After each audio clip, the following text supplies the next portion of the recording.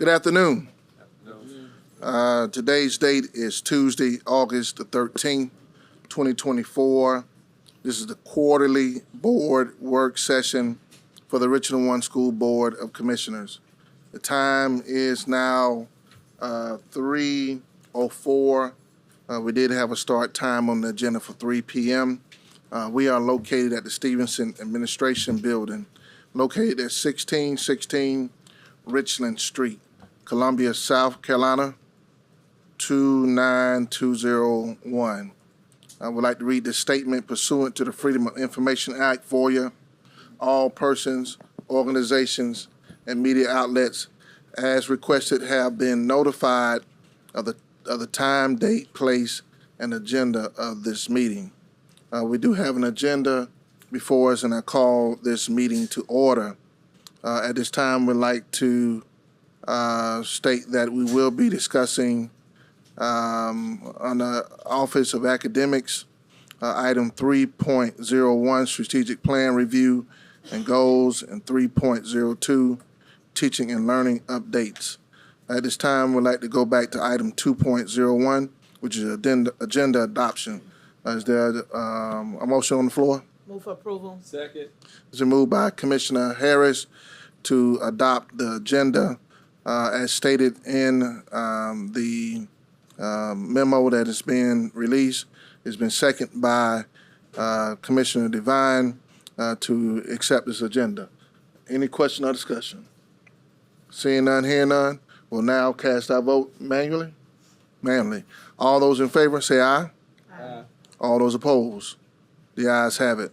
Please be advised that we do have a quorum. 4 board members are in attendance, and we will proceed at this time. We're now going to item 3.01, Strategic Plan Review and Goals, presented by Dr. Minor.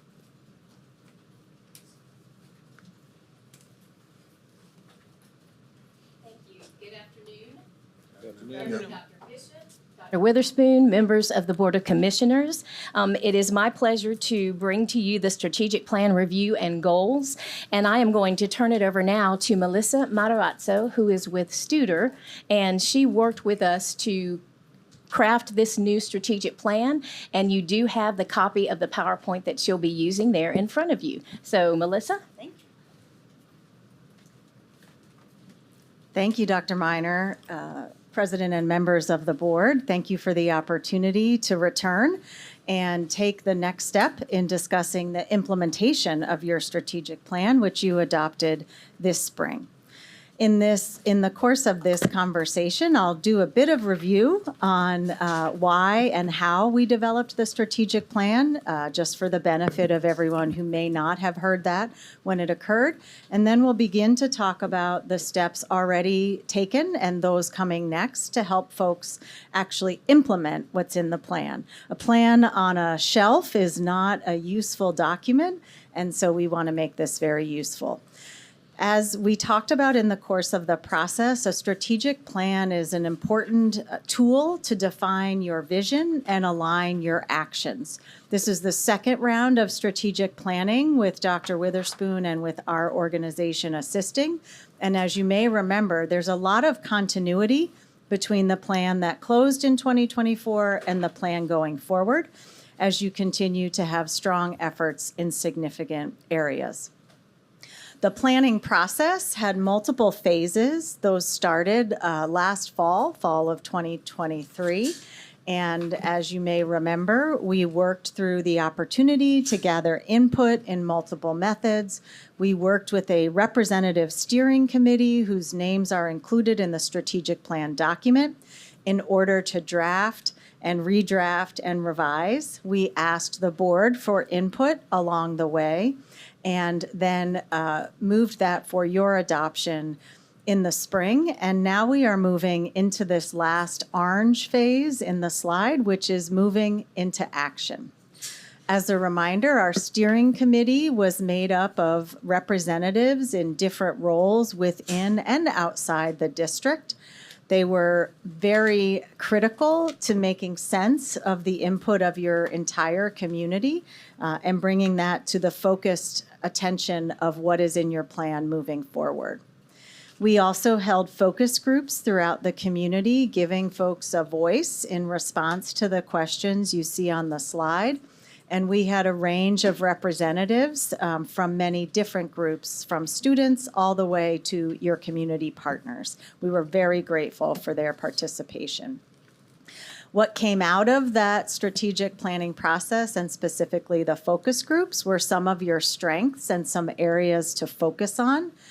No surprise, many of those areas to focus on are now key parts of your strategic plan moving forward.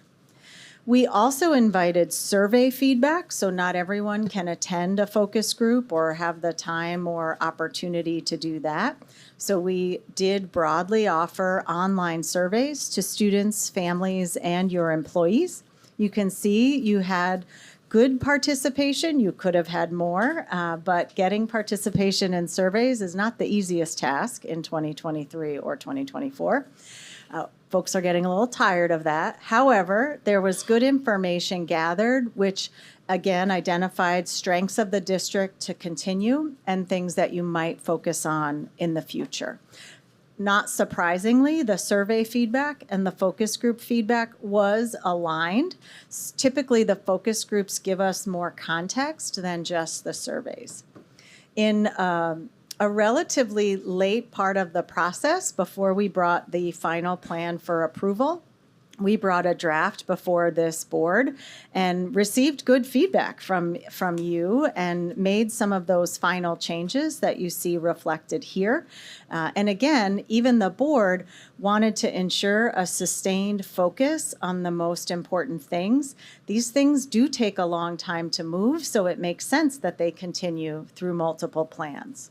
You arrived at your mission, which continued, and I think that's important for the continuity for the organization and those you serve. We had the opportunity with the vision to do some modification, I believe, and still very aligned between the mission and the vision. And we sustained the values. Again, core values are something you commit to, not just for a day or a year or 5 years, but even in our communications and engagement with the community, these were still very critical values that people wanted to see emphasized in the district. And then we landed on 5 priority statements, which really define the core work to be focused on in the years to come. And some of those were very continuations of what you had first, like the first priority, as well as the second priority.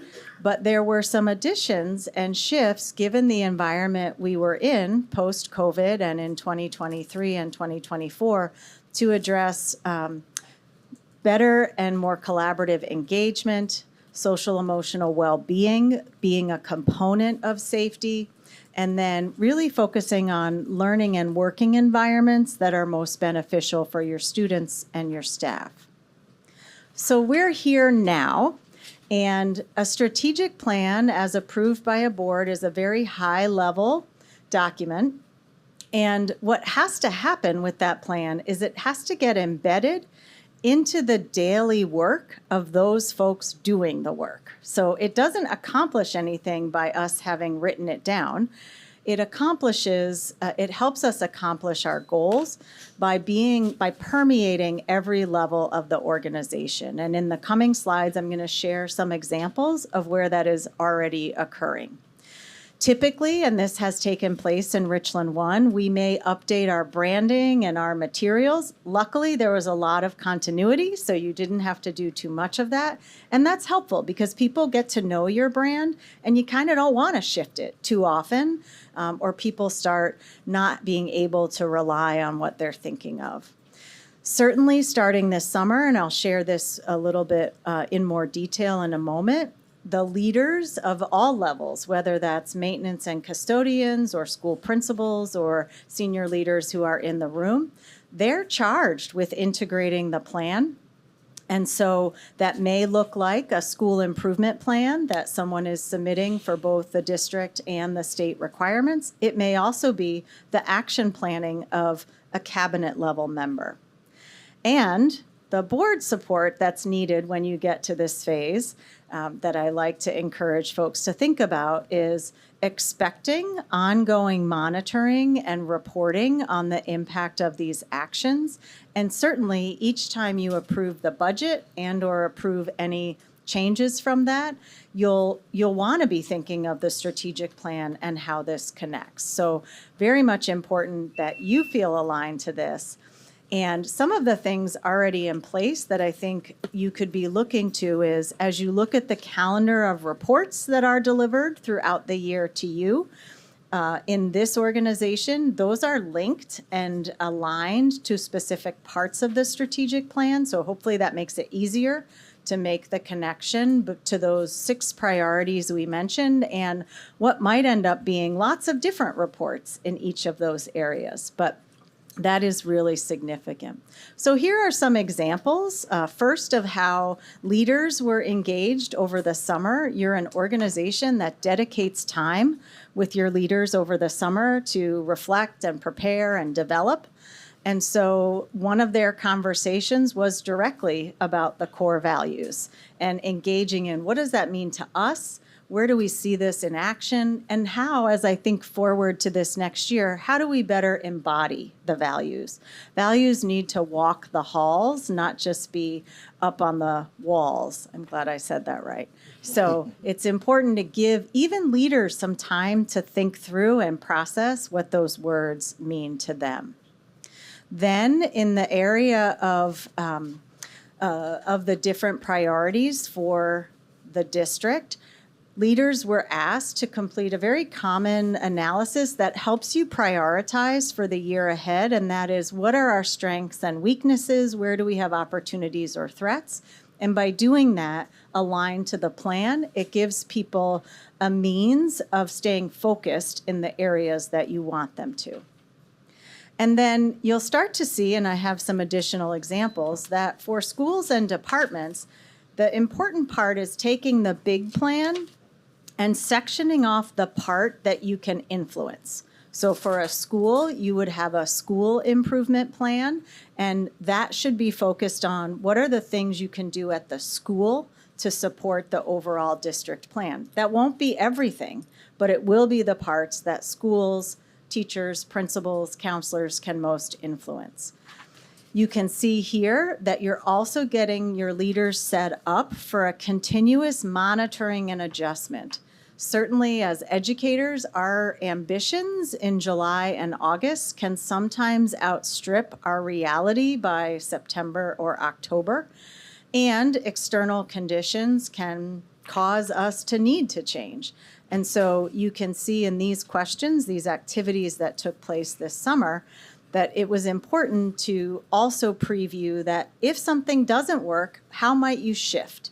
And that's a key question that we ask throughout the year and at the end of the year, so that you're constantly course correcting and getting yourself closer to those things you want to achieve. Some other examples, more specifically, are drawn from school improvement plans from around Richland 1. So as you might notice in the strategic plan document, there are measurable outcomes in each of the areas of the strategic plan and each of the priority areas, and they are ambitious and reasonable targets for improvement over the 5 years. So as you see on the top, the strategic plan aims for something in 2029. As an example of how this gets embedded, schools write improvement plans annually, and so one of your elementary schools is looking at where their 3rd through 5th graders are and saying, we have a target to improve that, because it's every one of those schools that needs to make improvement in order for the district to make improvement. Similarly, in middle school, you can see that very often we coach, and Dr. Miner and her team led your school leaders in this process of saying, what is your current situation? Where do you most need to grow to help the overall district performance? And so at the middle school, they might be focused on a particular subject, as this example is, or multiple subjects. And again, setting targets that are to improve, even if, as you'll notice in both of these examples, the schools themselves are already ahead of the district target. But since we're averaging all of the schools together, it's important that even those schools that might be somewhat higher performing are still aiming to continue to grow. Similarly, you have a priority in recruiting and retaining quality educators. It can also be cascaded, especially to your larger schools and departments. So if you're trying to reduce teacher turnover in the district over 5 years, what can an individual school over a handful of years do with their own teacher retention? Because teacher retention is driven both by your immediate work environment and by your overall district. So you want, in this case, everybody pulling on the same rope of caring and supporting teachers. So some of the things you would likely see happening as you move into the school year, more of those communications using any new plan language or any additional information that's different for this plan. Continuously, as Dr. Witherspoon meets with his senior leaders, and then ideally as they meet with their leaders, you're engaging in discussion around the 6 priorities. What have we achieved? What's getting in the way? What do we need to shift? And so that's a way in which he's keeping a finger on the pulse of what's happening across the system. Certainly, as you head into budget preparation, which I think has already been the case in the past, looking for how are our resources aligned to those 6 priorities, and are we committing our dollars to the things that we say matter most. And then, as I mentioned, continuing a very positive practice of ensuring that board agenda items and items that come before this body are aligned to the goals and priorities of the plan, so you have a sense of here's where we're working and what we're working on in these areas we've committed to. So that is the general approach and what we are already seeing in Richland 1, which is exciting to see. I just would go back to that the real plan implementation happens in a series of very small events occurring every day in every classroom and in every department across the organization. And so continuously monitoring and adjusting is your best bet to continue to get closer to those aspirations. I'd be happy to take any questions or welcome any comments from the chair or others as you'd like. Thank you for the presentation. At this time, we open up the floor for any board members to present a question at this time. Okay. Commissioner Devine. Thank you, Mr. Chairman. Thank you for your presentation on today. And this may go to Dr. Witherspoon. So I didn't see a timetable per se or a calendar of next events. What's kind of the next events that's going to happen? Sure. As was embedded, we are already working on we've done a soft rollout of the new plan, but we're working on a series of communications and through our various media, and certainly directly to our parents and stakeholders, more of what's embedded in this new plan, areas of focus, and the why, and the like. So that will be forthcoming in a number of probably weeks. I know our print shop is finalizing some signage and postage. This will also be incorporated into the meetings and presentations that we do across our community, and certainly board members as well. So that's what's next steps. As was indicated as well, Dr. Miner went through again the plan with all of leadership and that cascading out to school staffs and how that's embedded in their plans, school improvement plans and the like, to make sure that there is alignment in that. And also, and we talk about goals and that type of thing, I do plan on bringing, we wanted this presentation first, but I do plan on bringing goals to this board for consideration in light of our strategic plan at the next meeting. All right. And then I think it was mentioned in the presentation, and I'll ask our consultant, and tell me your name again. I'm sorry. Melissa. Melissa, thank you. How often should we review the strategic plan to ensure that it's aligned with what we want based off the stakeholders, and then align also with Cognia to make sure we're in line with both of those? Yeah, yeah. And you had a recent Cognia assessment and Correct. accreditation. So you're actually not too far off in getting those cycles aligned. It's pretty hard to align them perfectly. Correct. But we use the Cognia assessment to inform this. And so to answer your question, one thing to think about during the year is as you're receiving reports and information, you'll be getting kind of the along the way. What we typically encourage is a bit of a deeper dive annually to say, and unfortunately, given how results come out, sometimes that dive doesn't happen until September, October. But to just say, are we still aligned? Are we making progress? In your last plan, you had a great example of having moved beyond and hitting a goal, and so saying, okay, what are we going to do next? And that can certainly happen, but I don't encourage that any more often than annually. I also think it's significant as new board members, if they arrive, or new employees. That's an annual process too, or according to elections, to make sure people who are joining the organization have the same understanding as those of you who were here for the process. And then one last question. And again, this is a 5-year process, so this isn't overnight. We know incrementally these things will happen. Hopefully, they will happen quicker than not. But if something happens, we need to come back and realign. We can. Mm-hmm. So, in your travels and in your world, what does celebration look like once we get to the end or once we reach those goals?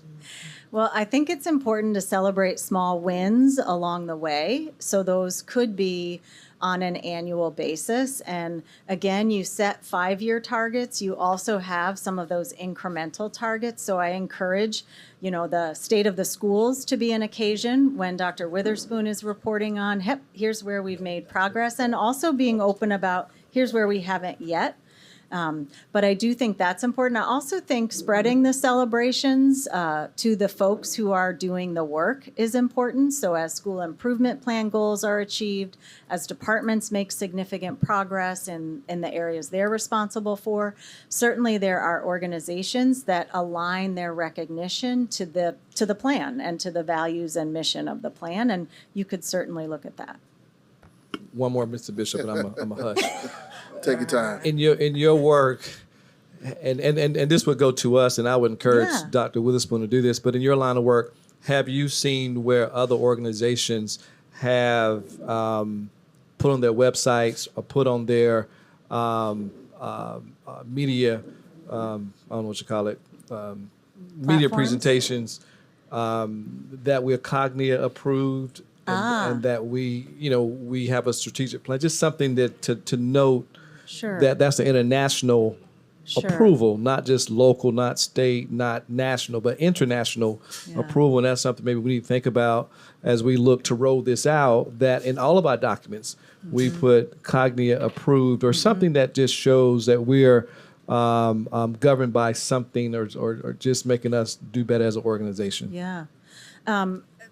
Cognia's adoption across the country is varied. So there are some places where certainly that would be potentially added to the brand or the logo, or at least a kind of maybe not as big as your tagline, which is a wonderful tagline and very inspiring. But we certainly have seen folks who, as they brand, are bringing forward whatever certifications or honors they have received because, again, you chose to commit to meeting those standards, and I think that's important. I would say the work that you do in the engagement of the community and the follow through on the plan will be your best bets for continuing to earn that cognitive recognition. Thank you, Mr. Chairman. All right, any other questions at this time? Commissioner Harris. Thank you, Mr. Chair. Melissa, thank you so much for the presentation. You just said something that kind of triggered a question that I've had. Our district, and with you serving as our consultant, our district is urban, suburban, and rural, which is very unique when it comes to cascading out information. And it's important that not only does the district and its staff know the strategic plan and expectations that we've set for ourselves, but also our community. And just to pick your brain a little bit while we have you on the clock and the payroll, how would you suggest to my colleagues and I and our superintendent on how we better communicate Sure.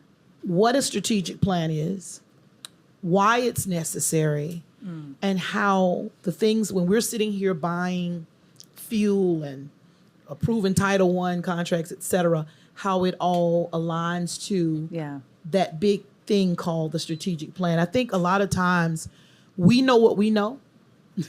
We know it well.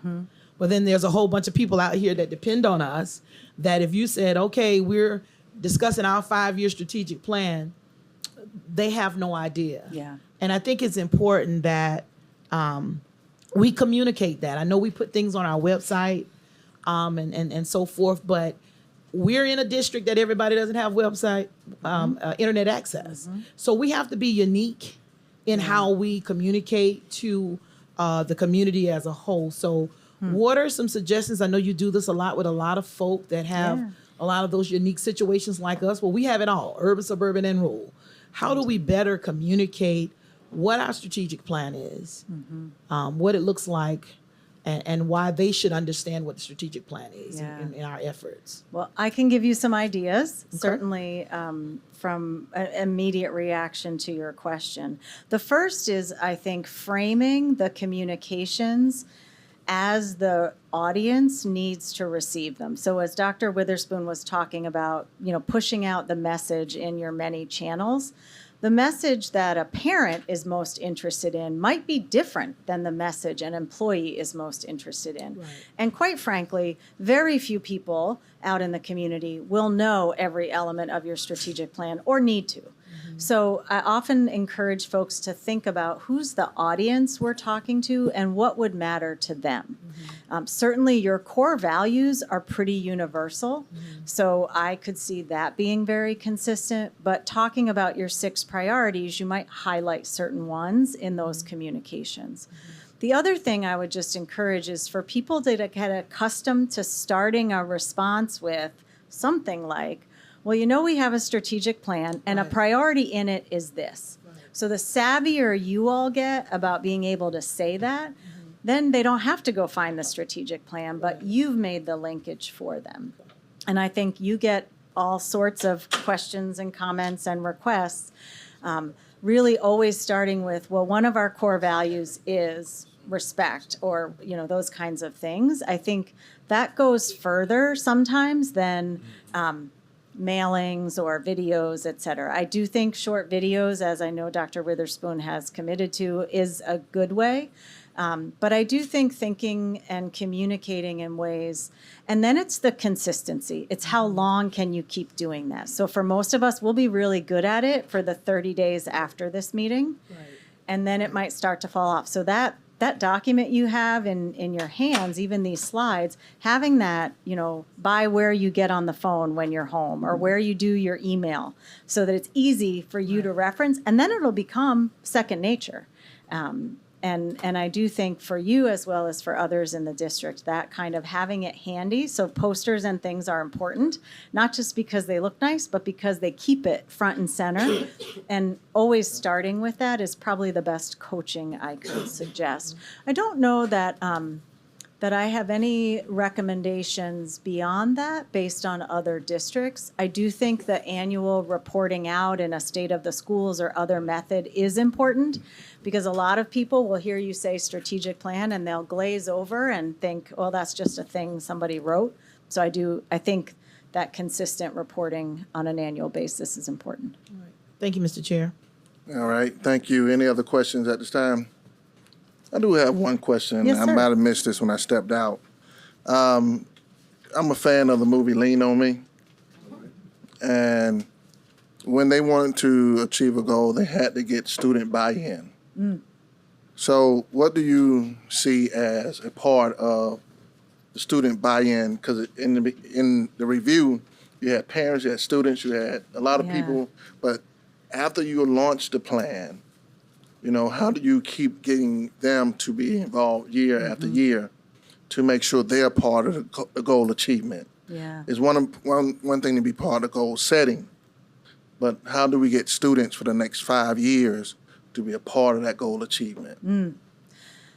Well, if I had an easy answer to that, I would have already shared it with everyone in the world. However, one thing I think about is the embedding of the core values into the way in which kids interact in schools. So typically you may have standards of behavior or ways in which you encourage students to behave. Those values link right up. Some organizations give have students build recognition systems around living the values. So that's an option, and even give them the opportunity to recognize staff or the opportunity for staff to recognize students in alignment with that. It just keeps it real and current. There are also across some organizations actually move to school level leaders really talking about the school's goals and their connection to individual students' performance, really trying to drive students' commitment to, yeah, I want to get better too.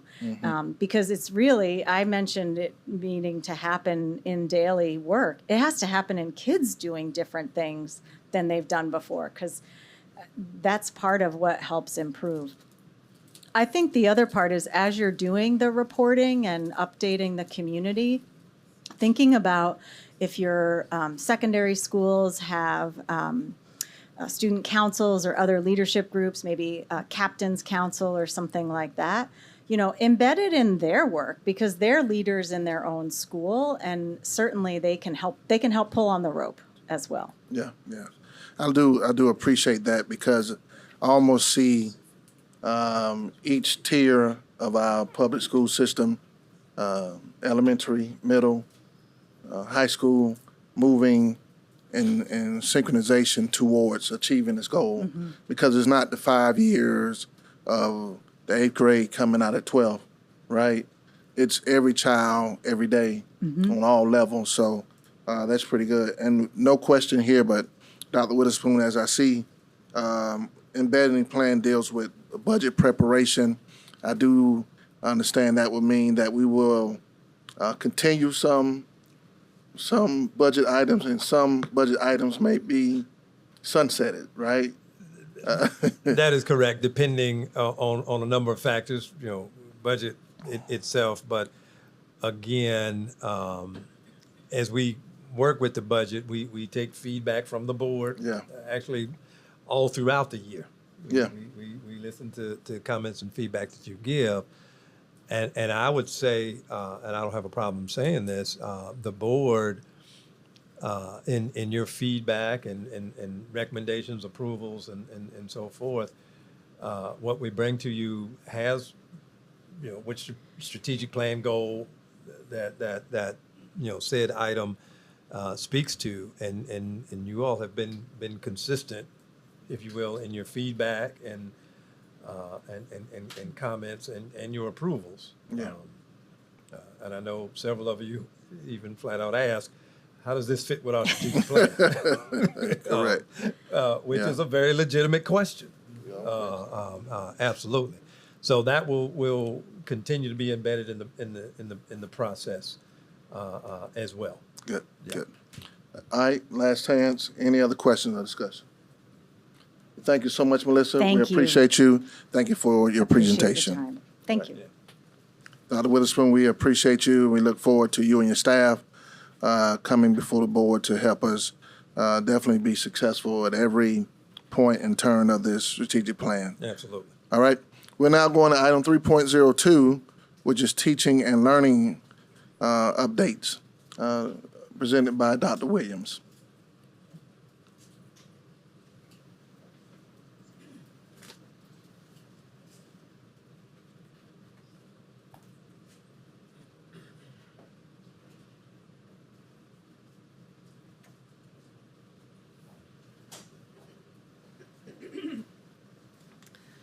Good afternoon, Dr. Bishop, board members, Dr. Witherspoon.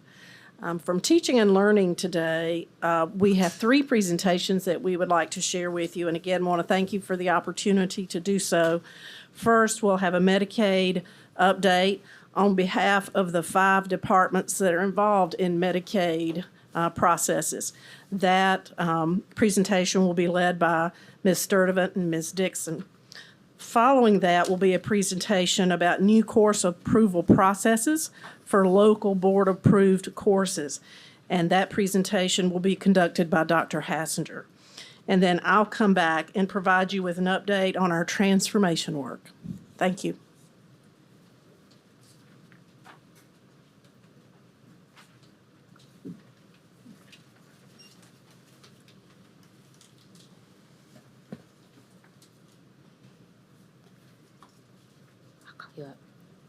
Good afternoon, Chairperson Bishop, Board Commissioners, and Dr. Witherspoon.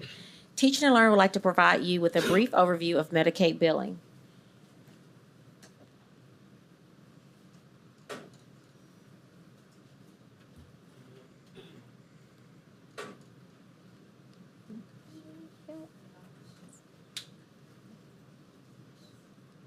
Okay, thank you. Today, we're going to primarily focus on Medicaid billing process, and maximizing the billing process. Here are our 5 areas within our district that are involved with the Medicaid billing. Student support services, which includes nursing and mental health, special services, OT, physical therapy, audiology services, which that's deaf and hard of hearing, speech language services, applied behavior analysis service.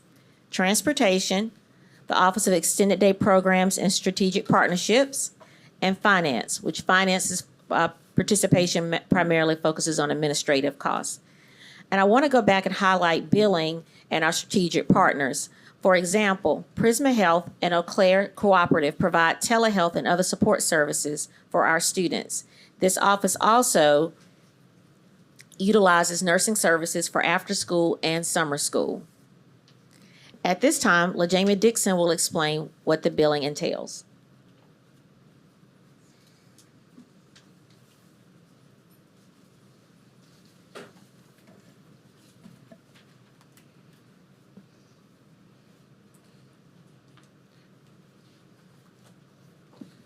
Good afternoon, Dr. Witherspoon, Reverend Dr. Bishop, and Board Commissioners. Medicaid billing for schools in South Carolina involve a series of specific steps to ensure that services provided to eligible students are correctly documented and reimbursed. Today, I will share the sequence of documentation to provide an outline of Medicaid policy requirements and procedures specific to physical therapy services, speech-language pathology services, audiology services, orientation mobility services, and occupational therapy services. On the projected flowchart, you will find the process tailored to South Carolina's Department of Education sequence of documentation. What you have in front of you is the documentation for audiology services, but there's a sequence for every area that I mentioned, and I will tell you the difference in between the 4. So in step 1, you have consent and notification to be completed. This is your parent consent. This written consent, schools must obtain written parental consent to bill Medicaid for services provided to their child. This consent is required under the Individuals with Disability Act, commonly known as IDEA. A consent form must be signed and dated by the student, the student's parent, on behalf of the student. In addition to that, Richland One's consent form is included in the district's enrollment process and can be requested by the IEP team member or a medical provider that bill in the district. Release of information also is in step 1. A release of information form must be signed and dated by the student. The student's parent or guardian must be present in the clinical records. A release of information authorizes the release of information, medical information, necessary to bill the process of Medicaid claims. In Richland 1, the release is incorporated in the consent form. We also, in step 1, have to make sure that we provide annual notification. Parents must be informed annually about their rights regarding Medicaid billing in the school. If any of those steps are missed, no services can be rendered or billed to Medicaid. If yes, we move to step 2, referral Medicaid orders. Referrals must be made by a licensed provider working within the scope of his or her licensure. You will commonly hear that as LPHA, Licensed Practitioner of the Healing Arts. They may refer to services such as physical therapy, speech language services, audiology services, orientation mobility services, occupational services, and now newly added our BCBAs, thanks to the work that the board commissioners have done to provide us with that service. In that step, we also have to document services. It must be accurate, detailed documentation of all services that are provided is essential. This includes the date, type of service, duration, provider, name, and the student's Medicaid ID. Referral requirements must cover a year in review and must be in the student's file as well. The referral must be titled, dated, and signed by the LPHA. The referral must be completed by the LPHA other than the direct provider of services. The referral must be dated prior to the evaluation or reevaluation. The referral must be dated prior to an annual IEP, which is an individual education program, a IFSP, which is an individual family service plan, or a ITP, which is an individual treatment plan. The referral must be dated prior to the first date of services rendered in the review. As a district, we ensure that all documentation is recorded using the forms and systems that comply with the Medicaid requirements in South Carolina. Again, if this is not documented, no services can be rendered or billed to Medicaid. If it's a yes, we move on to step 2, which is evaluation consent completed. In this portion, this is where you have the portion where the speech language pathologist, physical therapist, the audiologist, or your orientation mobility services document and verify whether those services are needed. An evaluation, reevaluation to cover the year in review must be maintained in the student's file. The evaluation must be diagnostic and an assessment when it comes to the testing. A written report that identifies the need for the rehabilitative services. The evaluation, reevaluation must name, date, and provide a signature of the therapist or the service provider. The evaluation, reevaluation must include a written report with recommendations. The evaluation, reevaluation must be dated before the IEP, IFSP, or ITP is implemented. The evaluation, reevaluation must be dated prior to the date of service rendered in the school year. If you look in the center, it says what? It says services must be what? Medically necessary. Medicare defines medically necessary as a healthcare service or supplies needed to diagnose or treat an illness, an injury, a condition, disease, or its symptoms to meet the acceptable standard of the medicine. If we don't meet that requirement, if you look to the right again, it says no service can be what? Rendered or billed to Medicaid. In step 4, if we meet all of that, we move to step 4. That's where we develop our treatment plan.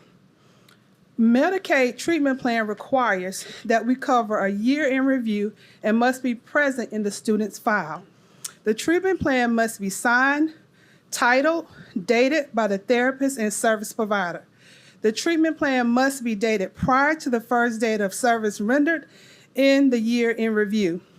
Therapy services must be listed on the treatment plan and the problems be addressed. The treatment plan must document the amount of time, frequency, duration, and services to be provided. The treatment plan must have long-term goals, must address the physical and/or the functional impairments, deficits, limitations, or clinical condition. The treatment plan must list short-term goals only for those students with the ITP or students who are on the SC alternative curriculum. The type of interventions must be documented and utilized in the treatment plan. The treatment plan must meet all criteria for those types of achievement. If none of this is documented, no services can be rendered or billed to Medicaid. Step 5, clinical service notes are completed and rendered by our service providers that we listed. Clinical service notes must be documented in a narrative for each treatment session. With the purpose of recording the nature of the student's treatments, notes must capture the Medicaid services provided as it relates to the treatment plan goals, summarizing the student's progress and participation in the medical treatment. Clinical service notes documentation must support the units of billing to Medicaid. Each clinical service note must be individualized to each student. Each clinical note must describe the activities that take place during the session directly related to the treatment goal. The clinical notes must include the student's response to the treatment and activity. The clinical service notes must document a medical reimbursement activity related to the goal formulated on the treatment plan. The clinical service notes must be maintained. We as the LEA maintain clinical service notes for each medically eligible student, Medicaid eligible student.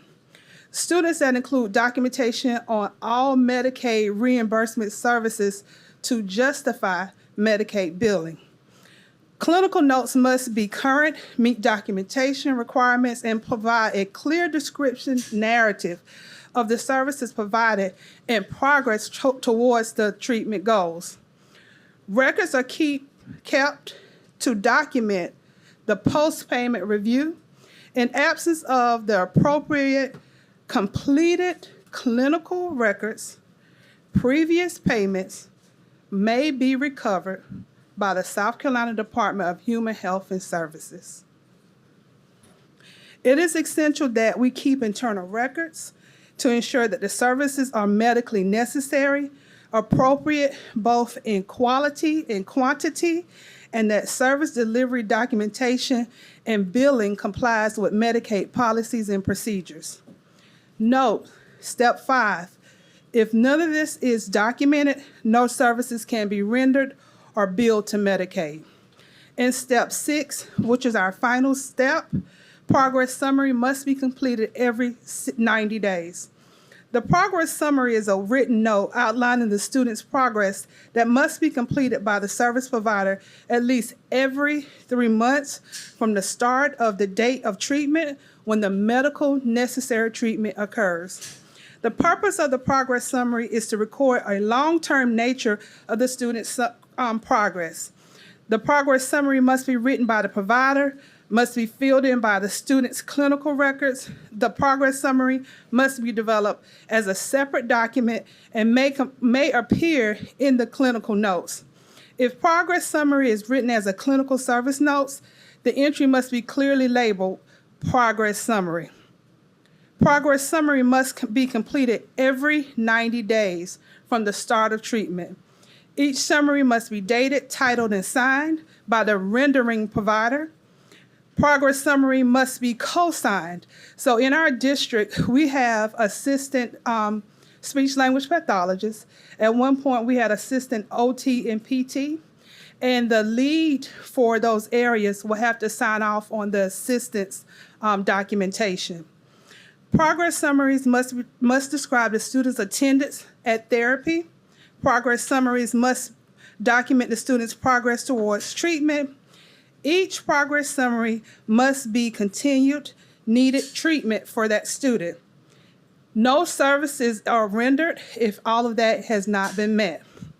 But if it has been met, steps 1 through 6, services can be billed to Medicaid to ensure requirements, staff qualifications are all met.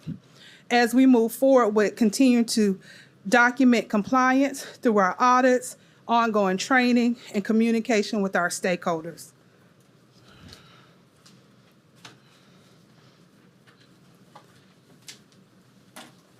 Going forward, we would like to explain to you how we will maximize billing.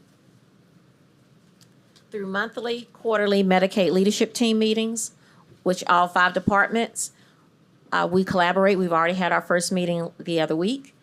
We are looking forward to a district-wide system oversight by a district Medicaid manager. We're hoping to post that position soon. This position will oversee all Medicaid billing for the district. Special services oversight. Within teaching and learning, we will provide system oversight over public consulting group. That's a PCG software, which aligns with Ed Plan. Board members, if you may have heard this in Rich's work process we had, or portal we use for IEPs, the state now has moved to Ed Plan. So where it will align with basically the programs that we talking to each other.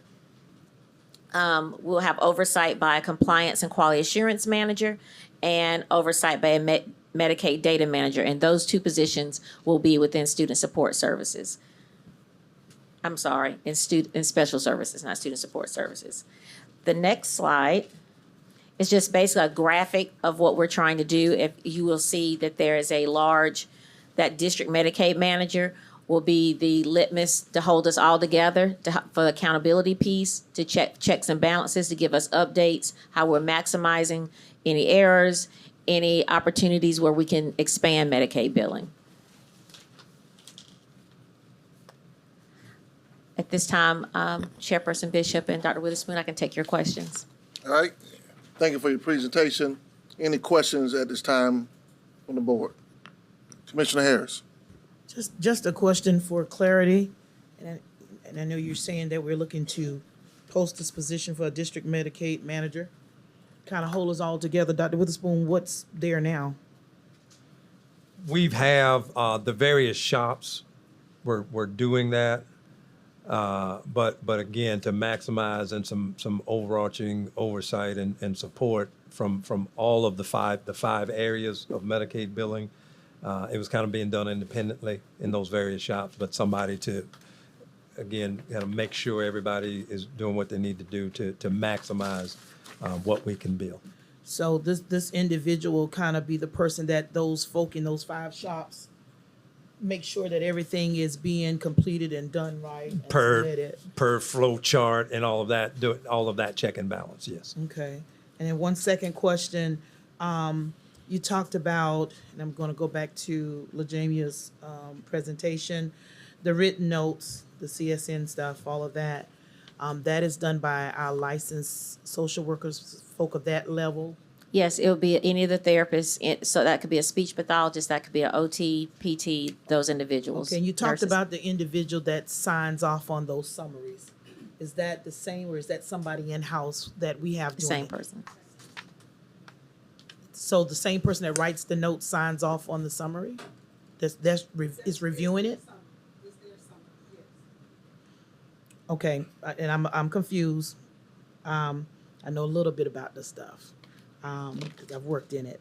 So when the notes are sent in, which is what we use as the billable hours and services, the person that is submitting the note is the person that has oversight to sign off on the summary, or is that a separate individual? That's a separate individual. That's the additional person we were going to have in special services to make sure special services team documents with together. So that's the district compliance, the district Medicaid manager. So what we're trying to do is each one of those 5 departments already currently has a person that monitors and checks in. person. Yes, Okay. So that those person is not the person doing the notes. no. Thank No. you. Okay, thank you. All right, thank you. I'm done. Mr. And just Chairman. one of those things, just to add, just to clarity, because it's a lot of jargon and different things. If we miss any of those steps, we are fined. Right. So, which you already know that. So that's why we have to make sure we do everything with precision and And precise. I appreciate it. I was asking the question really just to provide clarity. Okay. That everyone understands there's Got a you. process already in place. We are just working to enhance the Correct. process. That is correct. Thank That you. is correct. Okay. Thank you for Thank that, Commissioner Harris, because that was my same question. Commissioner Devine. Thank you, Mr. Chairman. Oops. Under step 4, can you, you talked a lot about a lot of things in step 4. Can you give me a brief overview, synopsis of just step 4? Because that was a lot. I tried to write down some notes, but I didn't quite understand it. Can you just explain that to us again, just briefly? Yes, so that is the step where we go back in the center where we're looking at students who are medically necessary. The one thing that we have to recognize, if a parent doesn't give us consent to bill Medicaid, we aren't able to move forward. So in this area is where our service providers, our related service providers and therapists actually write a treatment plan.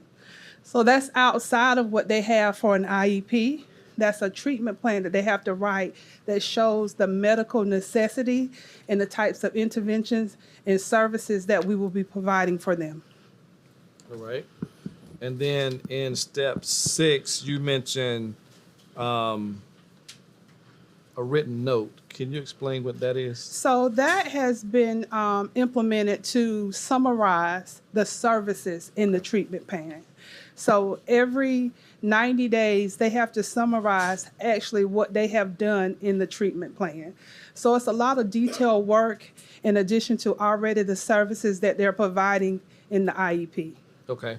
And then what agency, if any, oversees your department or oversees your work? So every year we have an annual audit from the Department of Department of Education, which is in collaboration with the South Carolina Department of Human Health and Resource Services. So Department of Ed and what's the other group? South Carolina Department of Human Health Services. DHHS. Yes, DHHS. Health and Human Services. Okay. So, and then approximately how many students are referred to this program right now? How many students? Because it's not participation. That's the wrong word. What's the correct word? Is it referred? So our students are not referred to Medicaid billing. These are students who have Medicaid as their insurance. Okay. And we are able to bill for medically necessary services. So we are billing as third party. So parents have to give us consent to bill. And in the beginning, in step 1, we have to notify, once we receive consent from a parent, we have to continuously notify them once a year to let them know that we will be billing as a third party. So every student that receives services up under IDEA or IEP is not a student who we can necessarily claim reimbursement for. It's only students who qualify for Medicaid and their parents give us consent to bill Medicaid. And then we have to go through each step to meet those requirements. And then what percentage amount do we get reambused? Oh, that's an excellent question. Approximately. What is that? Not dollar amount, but a percentage amount. Is it 10%, 20%, 30%, 100%? 20. Okay. So if it's billable for 100, What? Yeah. Yeah. thank you. It's a rate 20%. So if it's a $100 service, the district would be reimbursed $20. And in this whole process, let me say this. we wanted you to kind of understand, and some of you have better understanding because you work with this, but it is a very involved, detailed process. And you have to make sure that every step from our state, every step is done correctly. And we also want to make sure that we're maximizing this opportunity. So when we look at the structures to create a district structure, that structure will hopefully do both things. Make sure we're doing it correctly so we don't have any errors and lose that opportunity, but then also make sure we're maximizing it across those 5 departments. So let me ask you this. So as we prepare the budget and as we are fiscally responsible, do we look at billing Medicaid, or do we look at providing the service? Or do we, Providing the service. providing the services first, and then the billing will come second? Yes. Okay. All right, very good. Thank you, Mr. Chairman. Any other questions at this time? And just to piggyback, Mr. Chair, on that, yes, because of the steps, parental consent, doing all, and those numbers can vary from year to year as well. All right. Mr. Chairman. Yes, Commissioner Devine. I'm sorry. I think I asked a question, but I forgot to answer. Did we say the number of students that? It varies. Okay, varies. Right. That's right. Okay, And I'm sorry. that's the biggest component. sorry. Some parents may not want to let you know that they receive Medicaid. I got you. And so it varies. And is there any general number, or we can provide it Okay, later? I get back to you Yes, and kind of give you an yes. estimate Just- number. Yeah. Okay. Thank you, Mr. Chairman. All right. I do have another follow-up question for clarity, and then maybe another question about timeline. Going forward, right, Yes, sir. with the centralized manager of all the 5 areas, managing this monthly meeting, quarterly meeting, those departments will already having monthly, quarterly meetings, correct? Yes, we've already have we don't even have the quite yet with the position, but we have already started the process to sit at the round table and talk about where we are, other opportunities that we know of, how we can maximize and what we need to do and collaborate. Yeah, that was just a question for clarity, because Yes, sir. when you say going forward, we're gonna do this. Yes, sir. We just want everyone We're to know already that doing we it. were already doing Yes, it sir. in these We were already doing different it. pockets, but now you're gonna do it We're going to have a together. person. We'll have another additional To do- specialist to help do that. to do the piece. monthly, the quarterly meetings. Good. Timeline. Maybe you can answer this from where you are. Someone can answer here. From step 1 to step 5, what could that be? A year? How long does that process take? Which is consent to development of treatment. Treatment plan developed. How long can that take? It varies. So it depends on the service provider. So say for instance, for nursing services, they may be able to get their consent signed and the nurses able to get the services rendered in a treatment plan. But for an OT, a PT, a BCBA, it varies because their caseload is a part of what they have to balance as well when you talk about services to students. So it varies. Okay. 'Cause I thought I heard something about observation period, right? How long you have to observe the student? So the biggest key is making sure the student having the evaluation Yeah. that meet the medical needs.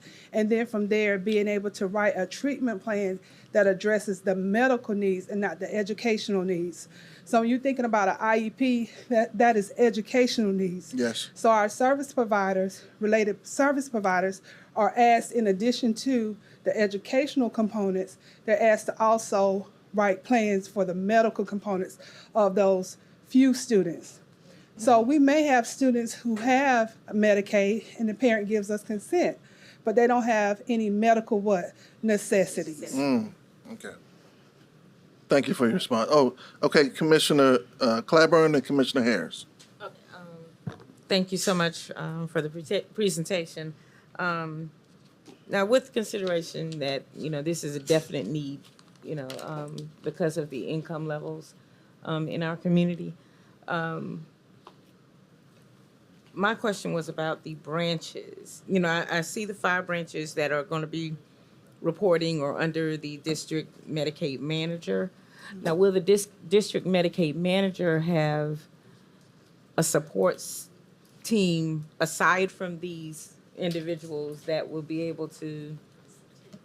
Yeah, that's It's Right. oh, The teams oh, are- that's the whole Well, I team understand. component.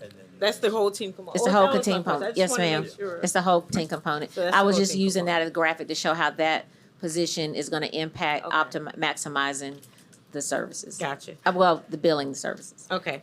My other question is about the parent notifications. Now, the parent notification is annual, correct? So that's, once we receive the signed consent. So the first step is getting the signed consent. So after that, annually, we have to notify that parent who signed the consent. So we have a new student who moves into the district. We have to issue them a Medicaid form and release of information for them to give us permission. So any parent that has already signed and given us permission, we notify them annually that we're still continuing to bill. So they know, okay. because we are third party. Okay, and those points of contact, they won't be for each and every date of service or, you know, any kind of service that's going to be given to that student. It's only annual. Only annual. Okay. Thank you. That's correct. All right, Commissioner Harris. Thank you, Mr. Chair. I just had a follow-up question when Commissioner Bishop asked about the timeline. When we get to the part where the billable notes are submitted, and sometimes you have to make corrections, are we on a 30, 60, 90 with that? Because it's a small window of time. How does that work? How does that flow? And the question I'm asking for my colleagues, when you submit a billable note, sometimes you've got to make corrections in order to qualify for the reimbursement. And that's normal practice with anybody that does Medicaid. Yes, it So is. it's not just to Richland One, it's to anybody that does this. How does that impact that timeline? It does, because what happens is, and we're fortunate here in Richland One because nursing services still uses Enrich, and we have moved to PCG, which is a new program that the state has adopted to allow the IEPs. So we have vendors who watch that for us. So they will tell us if we have it coded correctly or if we need to go back and capture something differently. So the systems that we have in place now is a safe place for the district so that we can ensure that we are not underbilling or overbilling or the codes don't match. I know in the past when it had to be done manually, we had one person doing that, and it would go to financial services, and they would do their compliance and oversight as well. So for us, we have systems that help us catch if we need to go back. So we do that before we submit a claim. Yes. Thank you, Mr. Chair. I just asked that question for clarification because I know a lot of times we think it's cut and dry, but it's not cut and dry. This is a very tedious process, guys, more than you could imagine. And I think, the desire to put someone in there that's kind of going to serve as a compliance person is actually a very strong a move for our district. It's almost like having a district that has an internal auditor. Yeah. And other districts don't have that. We're at an advantage. So, I think this is really good that we are looking to strengthen our processes and procedures to make sure that we catch it all on the inside. So just wanted to clarify that. Thank you, Mr. Chair. Commissioner Devine. Yeah, thank you. One quick question. So what's the age of services, the age of the young people that we serve? For special services, we serve children 3 to 21. So our pre-K students to 21, up until 21. Very We good. have that pleasure. Thank you. Thank you, Mr. Chairman. All right. Okay, Commissioner Harris. And you know what? And thank you, Commissioner Devine. I promise this is going to be my last question. We just left our school law conference, and it's interesting that we're talking about this medical side of this, where it talks about how even as a school district, and I know Commissioner Devine Clyburn, you might have heard this too, students that are 2 years of age that have these medical conditions and may have Medicaid, when they turn 3, and it could be the middle of the school year, they could turn 3 tomorrow. And that parent wants services, Dr. Witherspoon, we have to provide services, and just interesting that we're talking about this today. But that was something that I believe that's law, and I'm just curious to know, you don't have to do it today or tomorrow or next month because you've got a lot on your plate, but I'm just curious to know how many of those students we are getting that we are required to provide services for that happens in the middle of the year, because sometimes that can even impact class sizes, et cetera, for us. So I'm just curious, this is a very school district. It has a lot of moving parts that a lot of times general population does not understand. And to sit in that session at school law and they talk about a child turning 3 that needs services such as what we're talking about, it could be January. We got to stop, drop, and almost like in a fire, roll. We got to roll with it, So it's just, it's a healthy conversation that we all understand that, it's a lot of moving parts in what we're providing here when it comes to the medical side of our students. I'm done, Mr. Chair, I promise. No problem. Thank You you. okay? You all I'm right? good. Jamie, Commissioner Vine. Thank you. This pertains to IDEA, correct? Yes. So, and this may not be for you, maybe for Dr. Witherspoon or Ms. Matthews Hazel. How much money do we receive as a district, approximately, for IDEA services? And y'all can get back with. If you don't know, it's not an issue. I just want to know what that dollar amount is. I know it's not fully funded, and we know that we've Ms. Harris and Brother Bishop. We've always heard the IDEA is not fully funded from the federal government. So I'm just curious as to what our portion is when it comes to the budget. Don't answer that today. Just y'all come back with us at a later time of Friday's update, Dr. Witherspoon. We'll be fine to put it on the green sheet, and that could be a long-term request from us. Thank you. Okay. No other questions? Thank you so much. Thank you so much. Thank you. We appreciate you.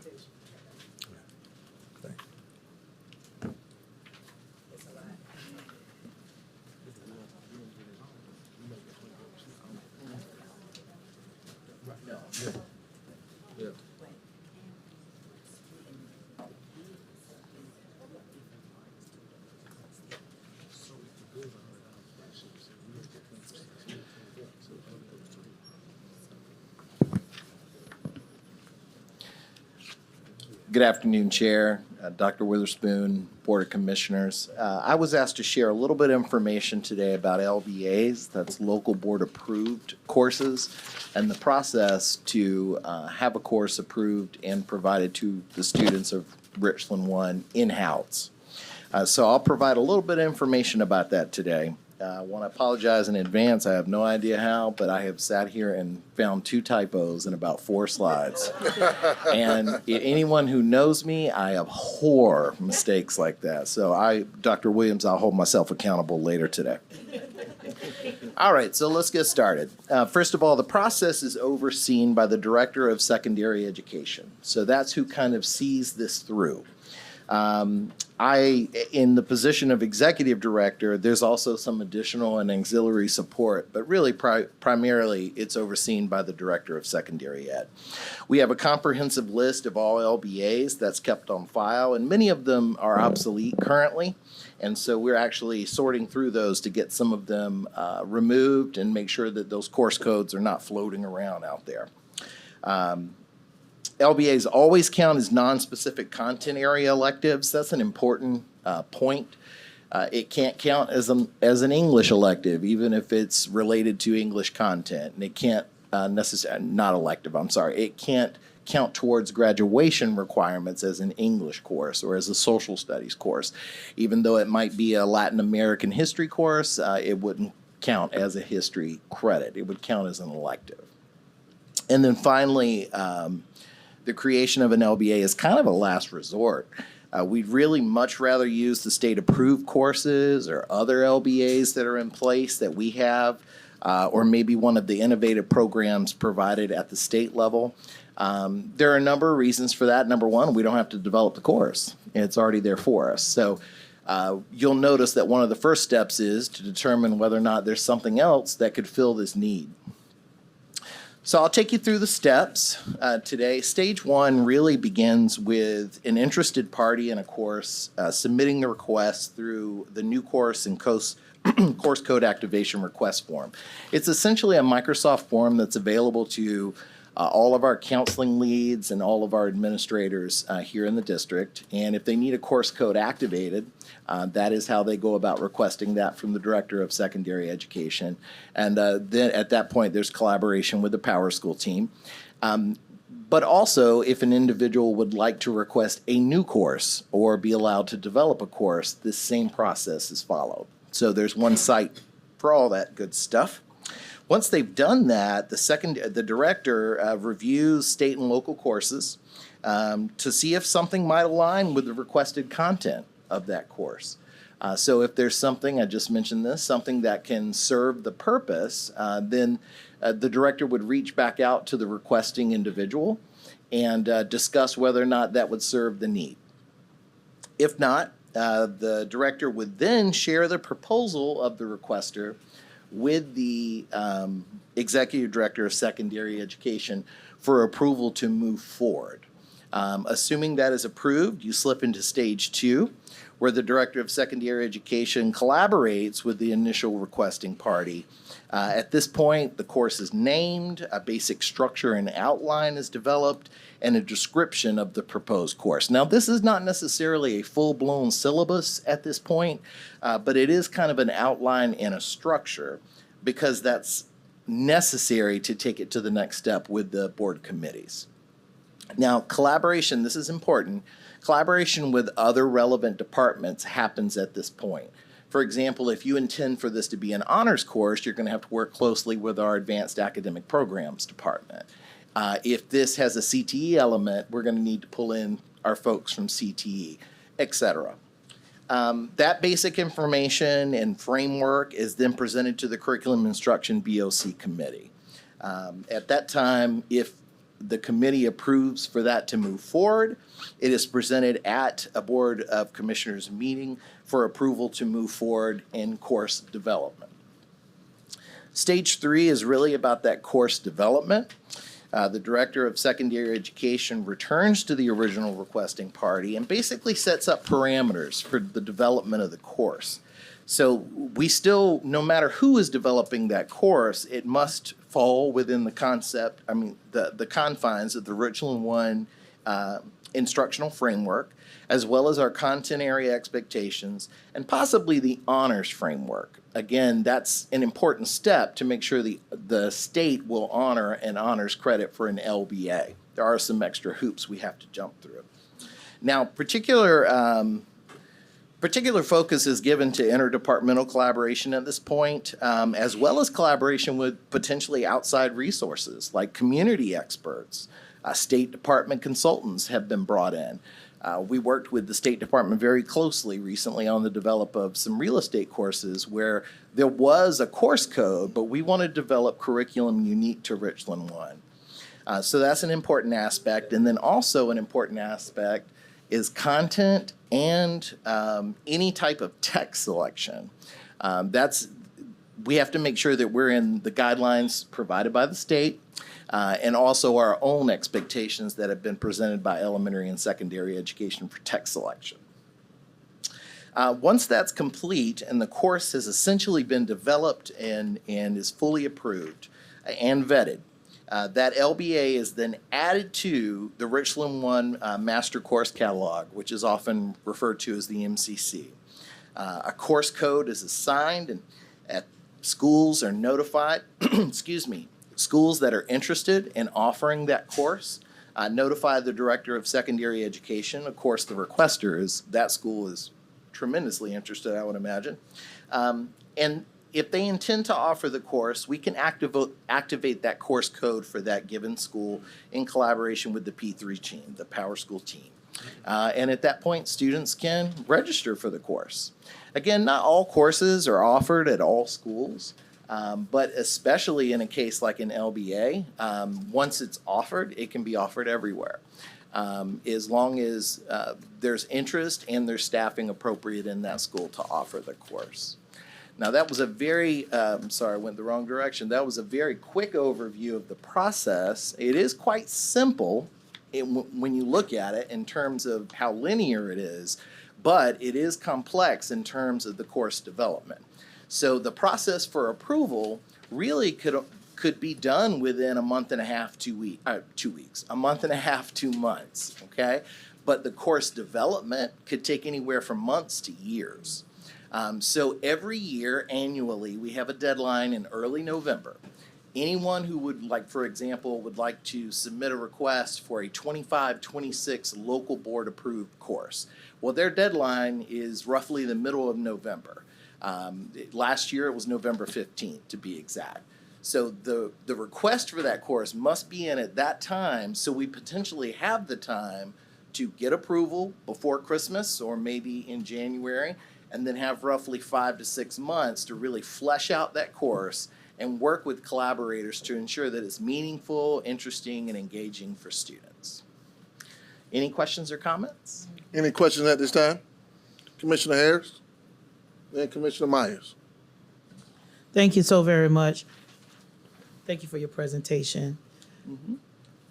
Currently, how many LBAs do we have in our district? I can get that data for you, ma'am. Okay.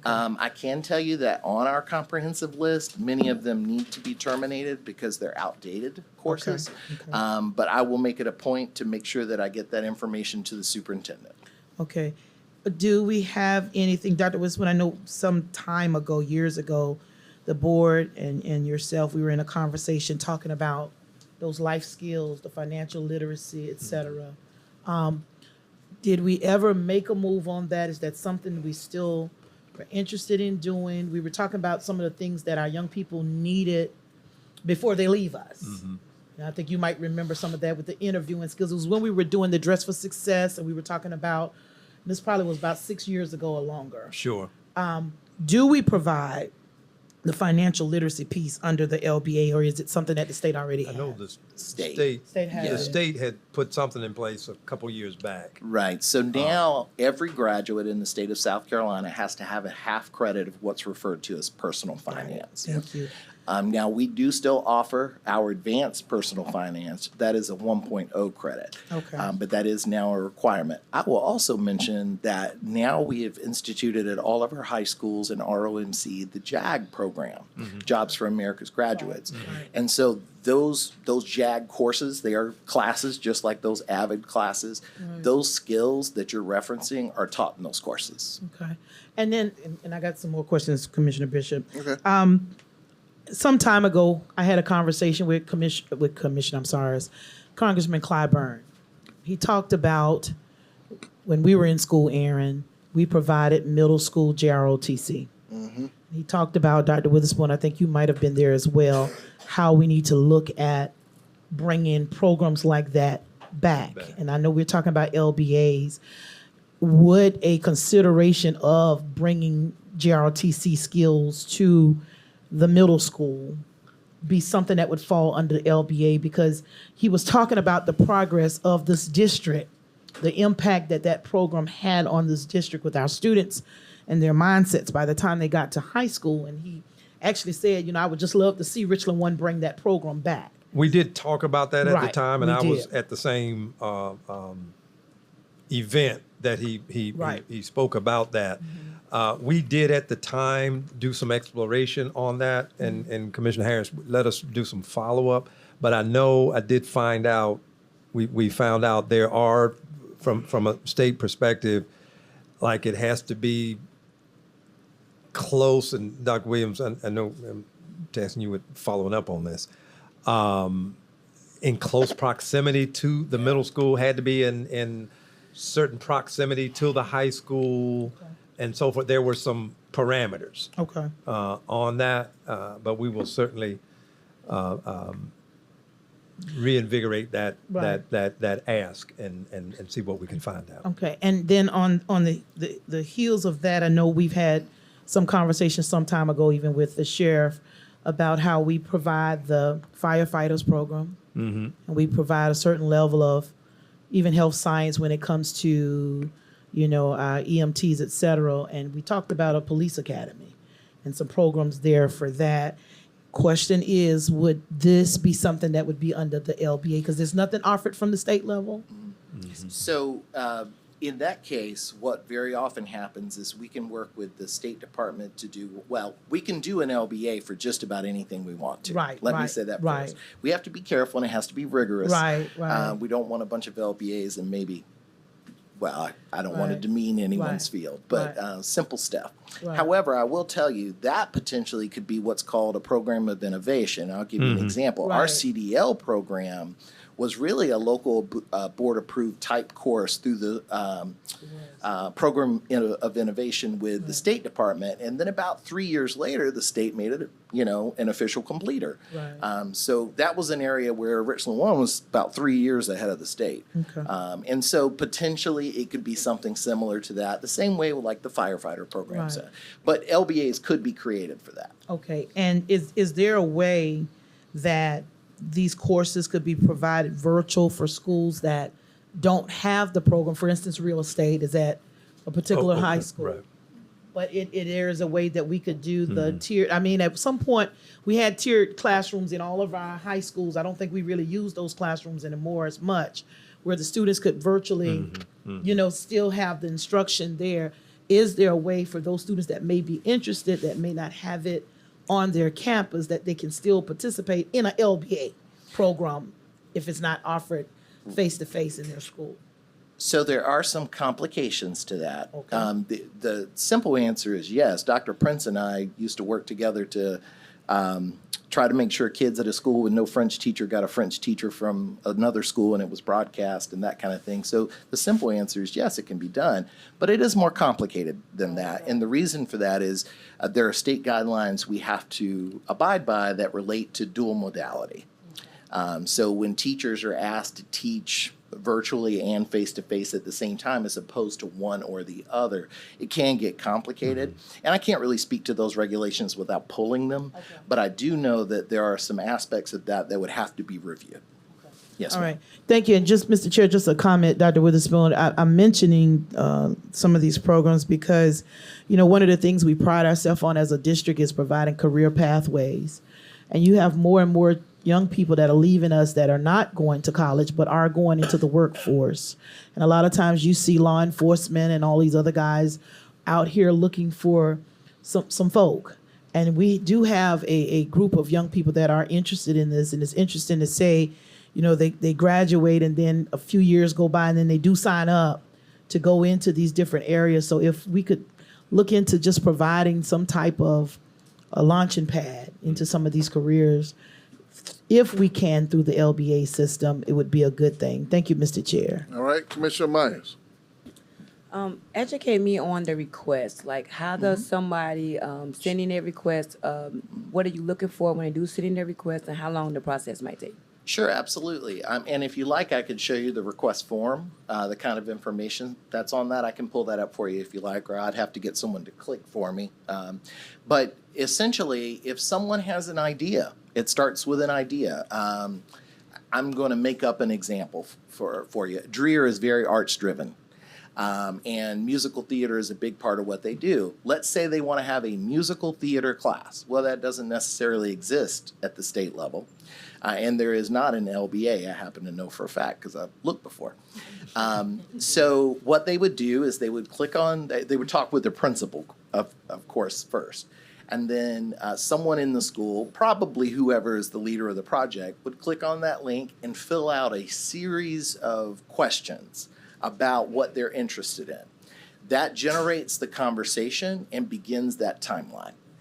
So really, it's just about if you have an interest and a curiosity, or if you think something would be powerful for kids, you can take that to your administration and discuss it. Of course, there are always limitations. For example, staffing is important. Well, we can't cut English 2 to offer Latin American literature, right? Because we have to have enough sections of English 2. So there are a lot of variables to consider. But to get a course created is as simple as someone has a cool idea, and they go and talk with their colleagues or their administration about it, and then they submit it. All right. Sorry. What about the time? That was the second part of her question. Yeah. Oh, the How long? timeline for approval?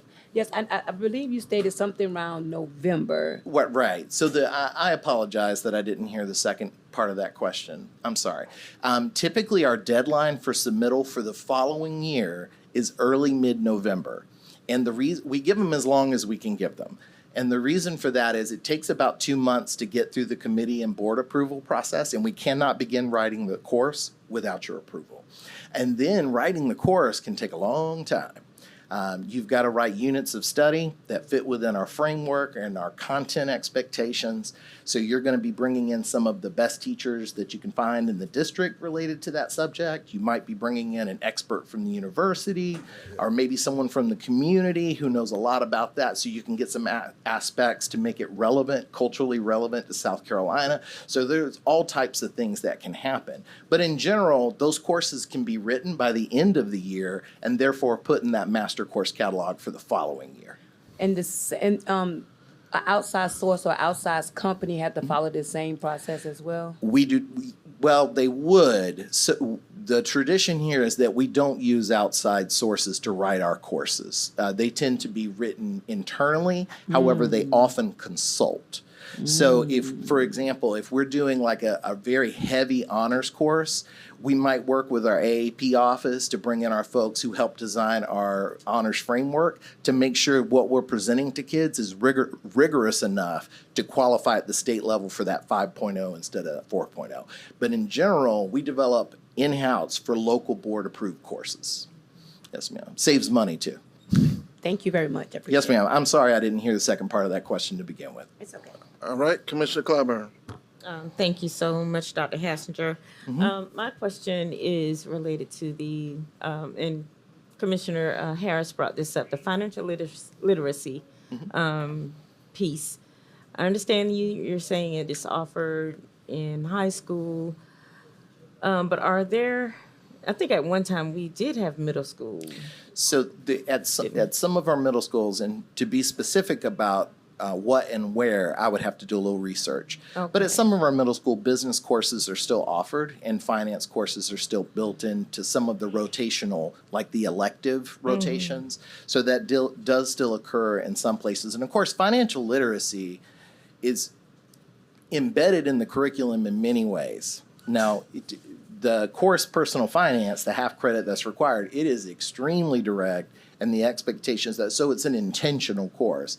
But we would really hope that as a 21st century skill, and financial literacy is a very important aspect of that, just like information technology literacy, we would like to see teachers as far down as kindergarten, pre-K, integrating those things.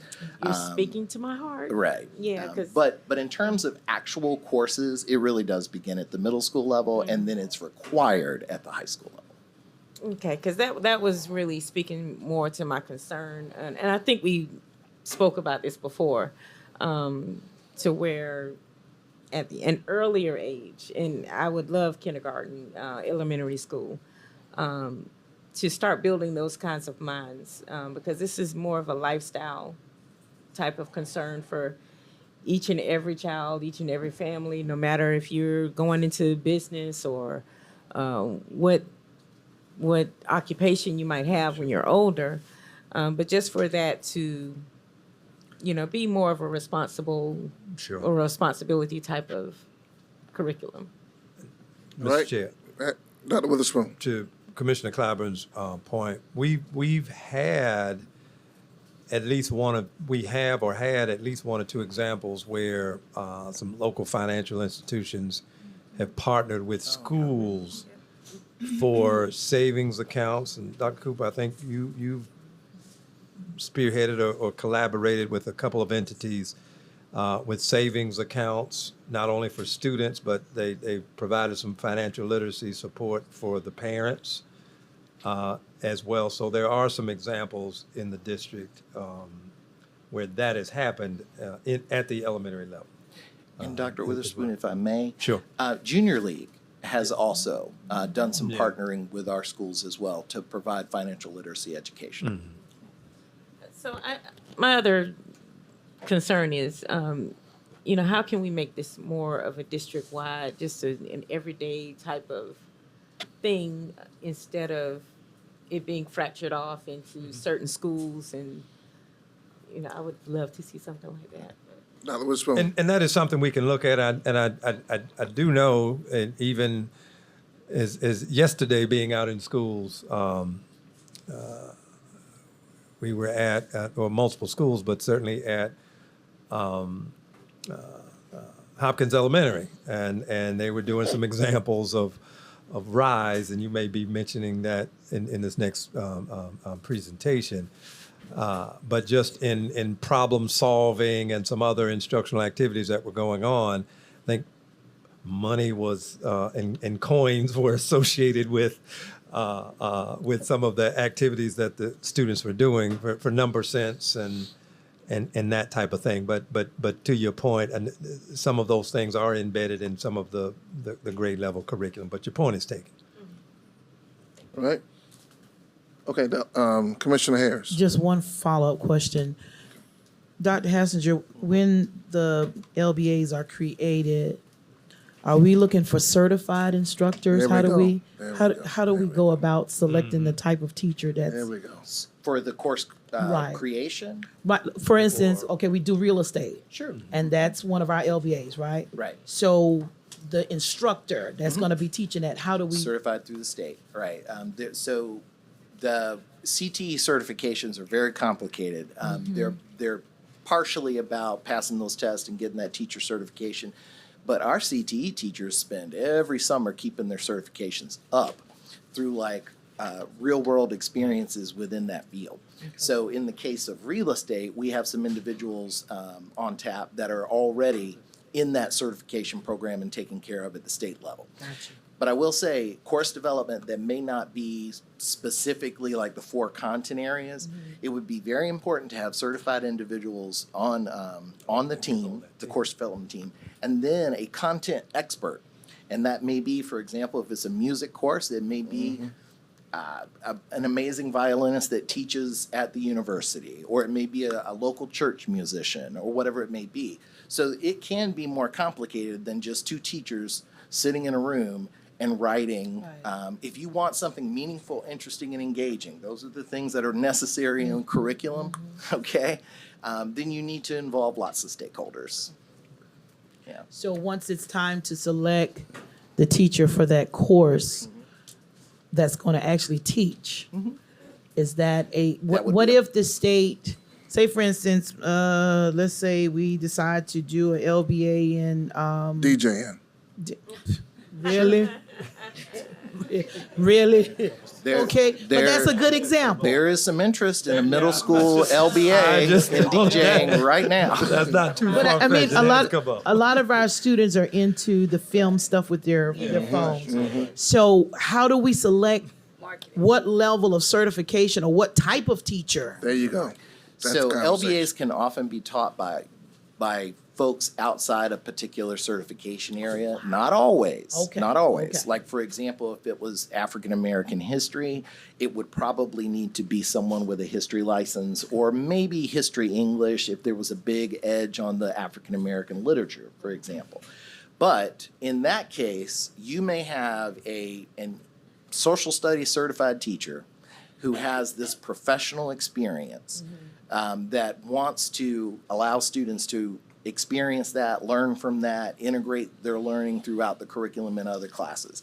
Well, even though social studies has nothing to do with DJing, theoretically, although the history of DJing, you can take it over at the university, but that may be the right individual. Now, once that's in place, another school may want to offer it, but they may have someone else who has that passion and ability. So it could vary. But one thing I do want to say, the offering of a course at a school, and of course the placement of staff to teach it, would always be a principal's decision. All right. Thank you. Thank you, Mr. Chair. All right. I did have a question. You're just thinking about DJing. Yeah, it did go there. Jamie, go ahead, Commissioner Vine. Thank you, Mr. Chairman. I know it. So as we look, and I'm looking, I'm the policy guy, as we're looking at our policies, let me ask a general question. So for AP courses for the district, right now the state pays for the testing when it comes to AP courses? No. No. So the district pays for AP courses. Yes. Yes. So let me get to my more specific question. So the state has now eliminated the code for AP African American history. Roger that, sir. If the district wants to take that on as a AP course, is that something we can do? No, sir. AP courses are designed and implemented by College Board alone. So we would not have that ability. We could potentially develop a college preparatory course or an honors course, which would be a 4.0 or a 5.0. But we could not design an AP course where there's an exam at the end to provide college credit. No, sir. Typically, that goes to the state, and the state allows you to participate in that? Well, the state department decides what courses and course codes are available. So as they review, new AP courses are developed. They're reviewed, and then usually they're piloted. At that point, they may become permanent. For example, there's a fairly new AP pre-calculus course. Right. And that came out the exact same time as AP African American History. At this time, AP Calculus is still, AP Pre-Cal is still available, but AP African American History isn't. Wow. So are we, and I don't know if this goes to you, Mr. Hassinger, Dr. Hassinger, or to Dr. Witherspoon, are we in a position to provide African American history course or class that has been eliminated from the State Department? Through an LBA. But it wouldn't be this year, this first semester. Oh. You can speak to that. Yeah, I It would could still do- have to go through that process. Yeah, it would have to, first of all, there would have to be someone to take on the project. And Okay. of course, that could be directed as well as a volunteer. But that would be a very rigorous process because that course is going to need a lot of community involvement to make it relevant. There are a lot of wonderful stories in South Carolina that need to make it into that curriculum, in my opinion. Of course, we could model it after other curriculum. But I think if we personalized it, that could be pretty powerful. When I found out about this, quite frankly, that was one of the first things that came to mind. And we could generate it as an honors course, and that would make students a little more willing to take it. Our strongest students are very careful about what they sign up for. Of course, they're GPA competitive. But there is the potential that the course could be developed if there was an interested party and we could get a team of people willing to commit the time to create it. Typically, how many students do we need to create a class or have a class of students to take a particular course in general? It varies by school, but 12 is a good number. Okay. If I was a high school principal and I could get 12 or more in a class, I think Dr. Prince would have let me keep that class. If I had 3 kids sitting in the class, he's going to say, "Hey, you need to collapse that bad boy. Let's move on." Okay, very good. Thank you, Mr. Chairman. Thank you, Dr. Hassinger. Yes, sir. It's So my I pleasure. do remember my question. One of the advantages, I think, to a LBA course is maybe to the strength of where there's an opportunity for a student at maybe the elementary, middle school level to get more help in an area where our students aren't succeeding at a higher rate. So say, for instance, within math, there may be a challenge with multiple operations, dealing with long division. I'm just throwing something out there. And so maybe this district could look at those areas where a LBA could help strengthen academics. And then not just pre-course opportunities, but even post-course to make them stronger as they prepare to depart K through 12. So for instance, we all know there's something called algebra, but there was what? Pre-algebra before that to prepare you. And then if we're looking at students who are, really into history, but they want to have more time into the interest of South Carolina history, African American history. That is where I think this LBA opportunity could help this district. So if we begin to do an assessment where our pain points or our low points or weak points of academic achievement, over and over and over again, then creating an extra course could help. So my question is, do we assess those areas and maybe consider creating LBAs Sure. to help us academically? We already have. Okay. So at the elementary school, there are intervention blocks. And the elementary school is very prescribed about minutes per day per subject. So LBAs would not function at an elementary school. However, we currently have for math and reading, we have local LBAs that are active in some middle schools and high schools. And often what they're used for is intervention, particularly at the middle school, and then they're used for double blocking at the high school for students who may be struggling a subject. Yeah. For example, some students may have Algebra 1 on an A-B schedule and only go every other day, but some students have Algebra 1 and then something called Math Seminar on the other day. Wow. And so they get double dipped on Math Seminar. They do get some algebra instruction, but they also get remedial skills as well. And so we do have some of those things in place, sir. Great. Again, it's always principal's decision and staffing availability, but those LBAs are available, sir, both at the middle and high school. I mean, that's great to know. Yes. I mean, thank you. I appreciate that. Commissioner Clyburn. So Dr. Hassinger, on that subject that you just mentioned, the LBAs, for the prelude to algebra or something like that, to prepare students. You said some middle schools and some high schools? That's correct.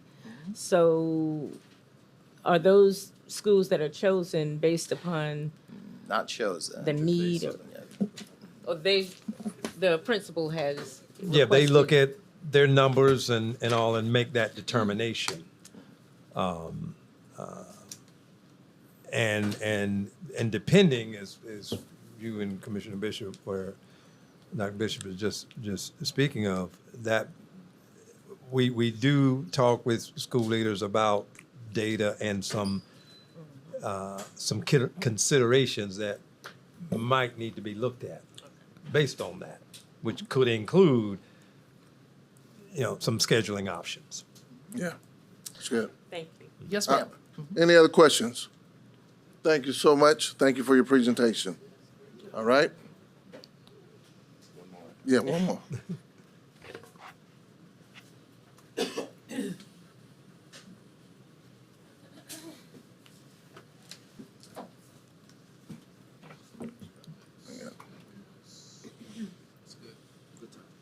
Yeah, we're doing good. All righty. I get to bring up the rear. And I do want to take a moment, Chairman Dr. Bishop, board members, Dr. Witherspoon, thank you again for allowing us to share today. And I also want to take a moment, as in our last presentation, as we talk about the transformational work that you have heard about before, that we're bringing you an update about today. I want to thank our teaching and learning staff. I want to thank our EDs of schools. We call them HIP partners because we have to work together and collaboratively and enjoy doing so as we support the growth of our schools. It has to be collaborative and supportive, and I want to thank them. I also want to thank the principals and teachers that have been involved in the development of this transformational model and these components as well. We started our time together a little while ago talking about our strategic plan, and as you can see through these presentations, they cross over just about every priority area, every action plan, and when you look at performance goals, really, our first performance goal, kindergarten readiness, second one, 3 through 8, SC ready performance, performance goal 3, CCR, performance goal 4, graduating within 4 years, 5, passing EOCs, 6, dual enrollment and performance in dual enrollment, 7, increase in GT in our underrepresented subgroups, And then I would also say even performance goal 12 with teacher retention and teacher turnover. I think what you're hearing is some of that ownership and buy-in of all of that work. So I want to take a moment now, if I can. You've got some materials at your desk. We'll talk about your notebook in just a moment. But I want to go through and just remind you of where we've been and the work that we've been doing as we prepare for our new school year and the work we're going to do through this transformation model. So I first want to remind you that all of our work is embedded and in conjunction with all of the work we're doing around visible learning. There is connect because good teaching is good teaching.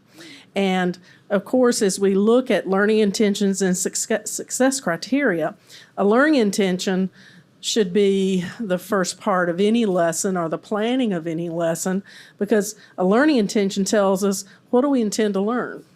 And it's important for a child to know that.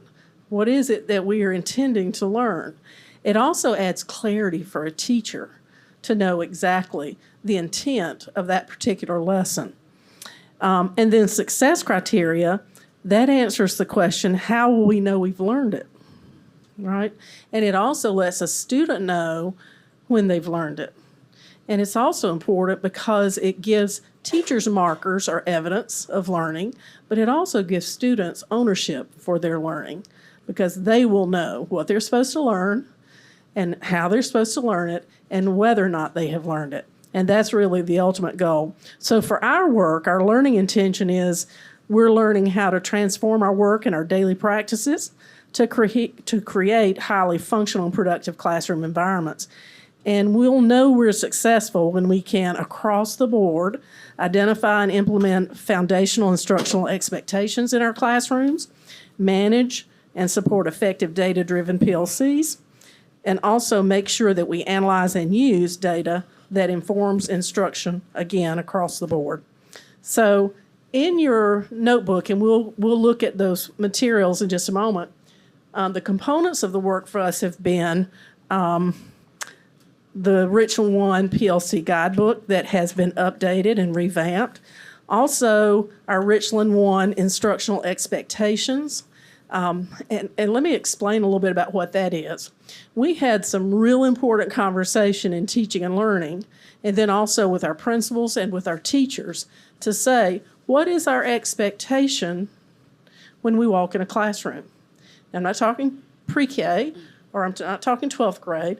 I'm talking all classrooms. What are those foundational pieces we should see in any classroom when we walk in that classroom?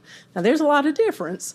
Well, there should be a lot of difference between a pre-K classroom and a 12th grade classroom, but there should be pieces, because we are in Richland 1, that we should see.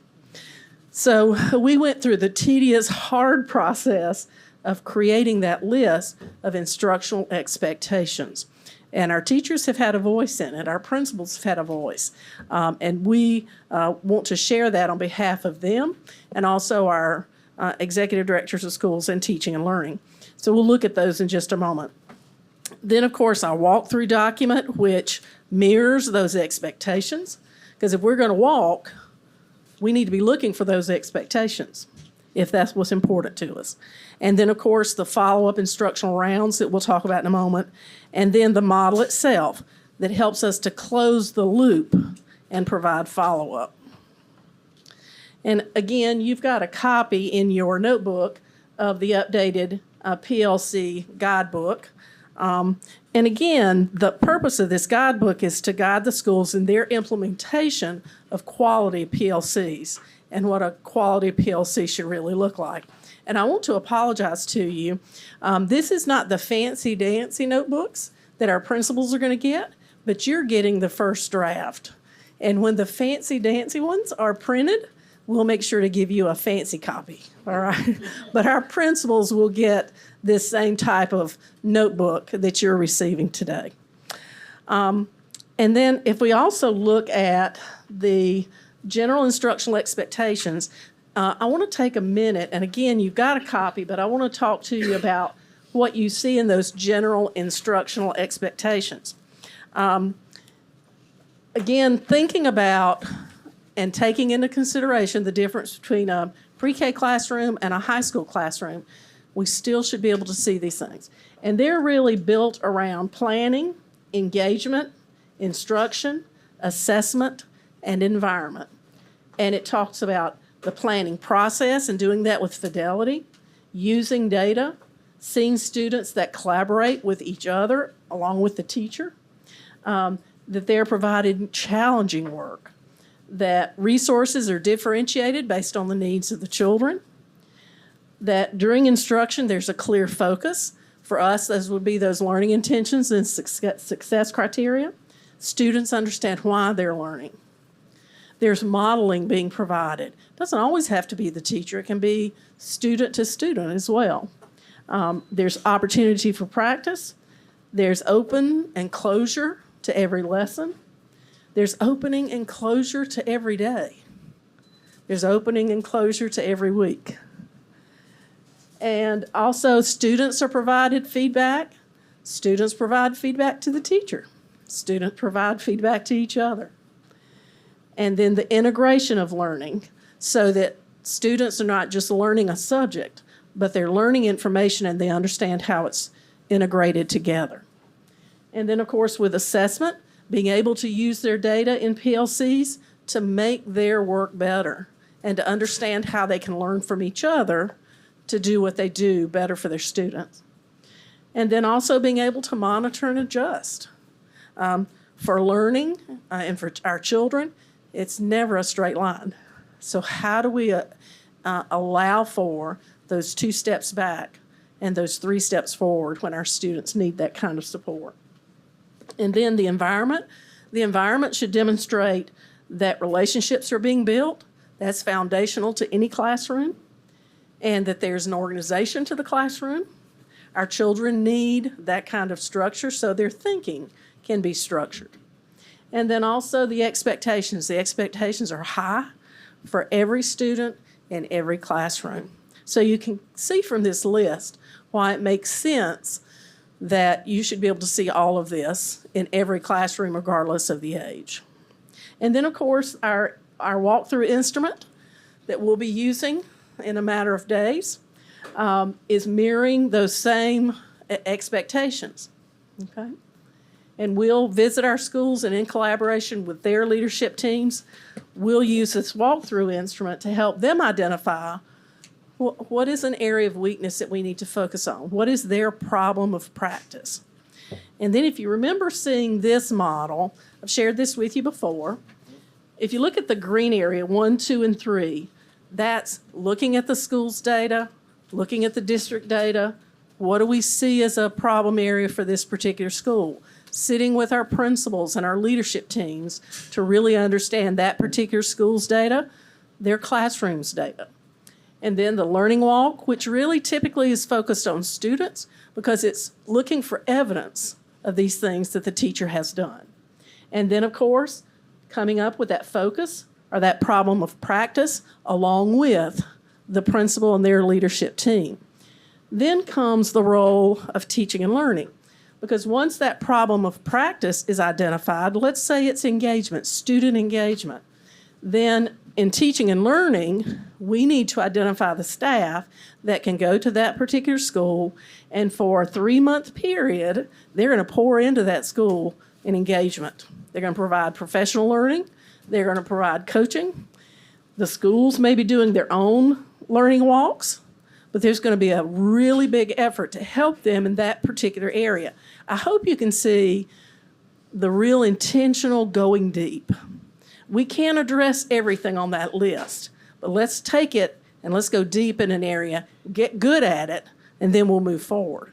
Because my hope is in 3 years, 2.5, 3 years, everything on that list will be going on every single day in every classroom. But we've got to go deep to get there, right? So after that 3-month period, if you go to number 6, the orange area, then that same team that came from the district that did the learning walk will come back after that 3-month period, and they'll do an instructional round. An instructional round will be looking specifically at that problem of practice, engagement. And then we'll make a decision with the team at the school. Do we feel like we've got this area down pat? Or do we need the second half of the year to focus on engagement again? Or can we go to your prioritized second area of need, your second problem of practice? And what this will allow us to do is to keep that continuous improvement going in each of our schools that we can visit. Now, again, the key to this is for teaching and learning, EDs of schools, and our school staff to work collaboratively together. And that's what we'll do to bring about this kind of change. Okay?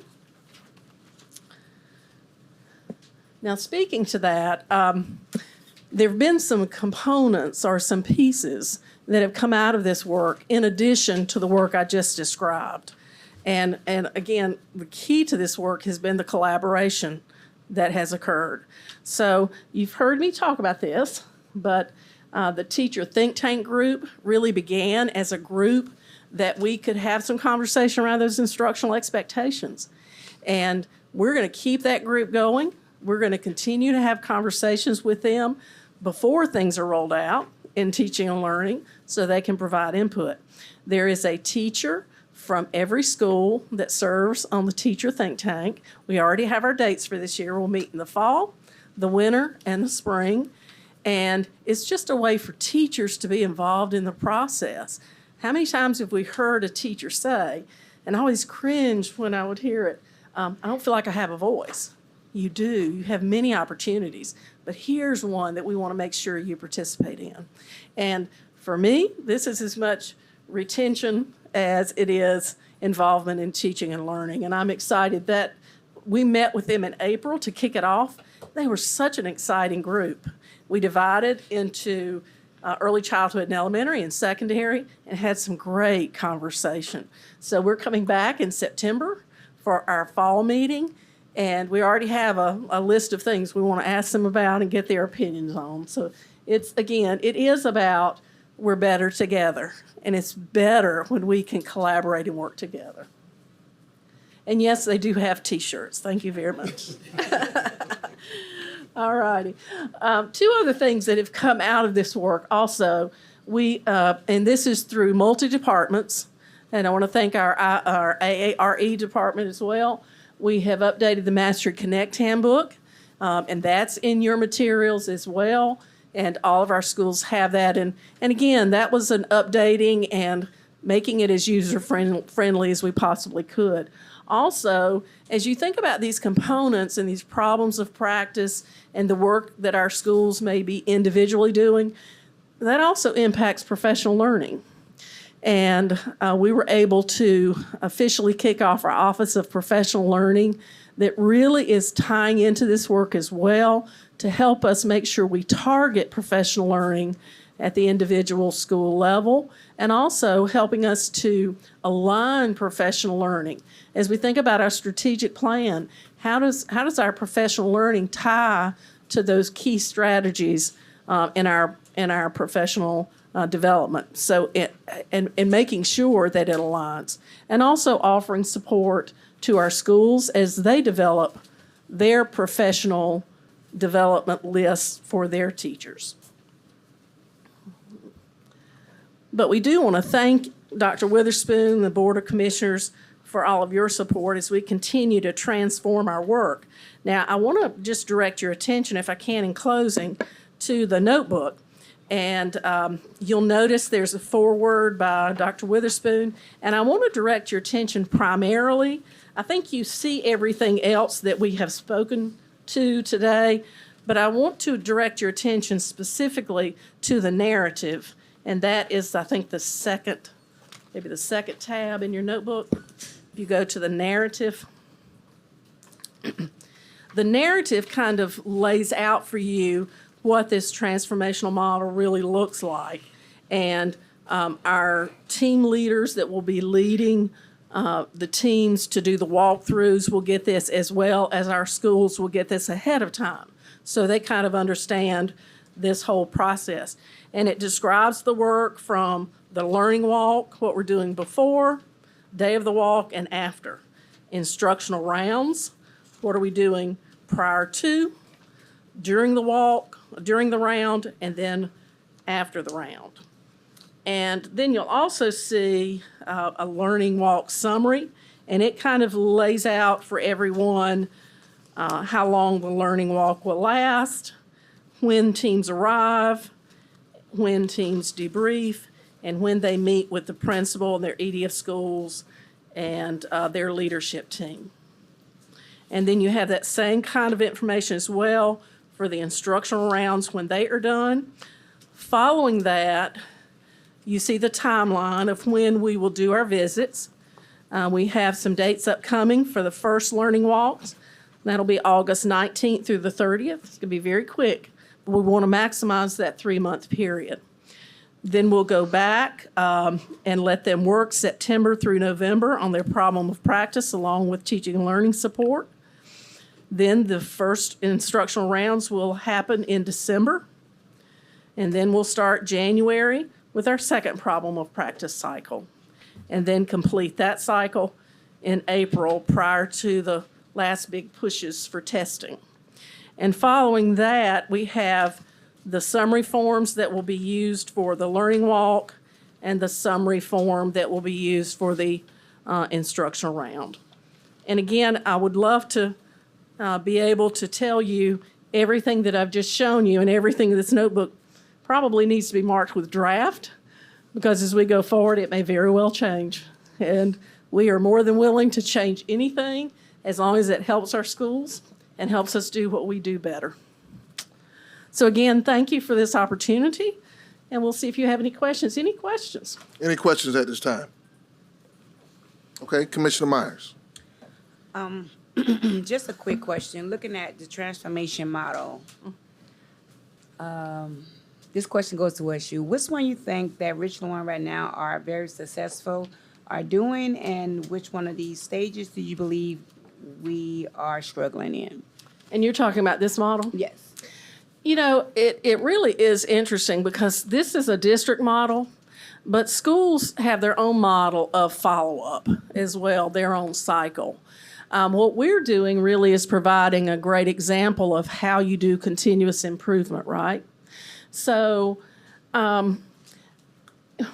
if you're truly trying to continuously improve, I can tell you areas we can improve in every one of these because we're continuously improving, right? Data, review and analysis, do we do that? Do some of our schools do it extremely well and we just need to get out of the way? Absolutely. Do some of our schools need some additional support and help to go deeper? Yes.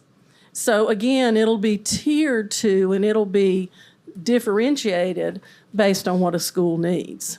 So all of this work is important. Are we doing it all with fidelity and to the level that we need to at every single school? We're going to get there. But do we need to improve and work in all these areas? We do. And again, even you have to step back and say, what is the barometer? What are you using to measure that by? And that tailors to the answer, right?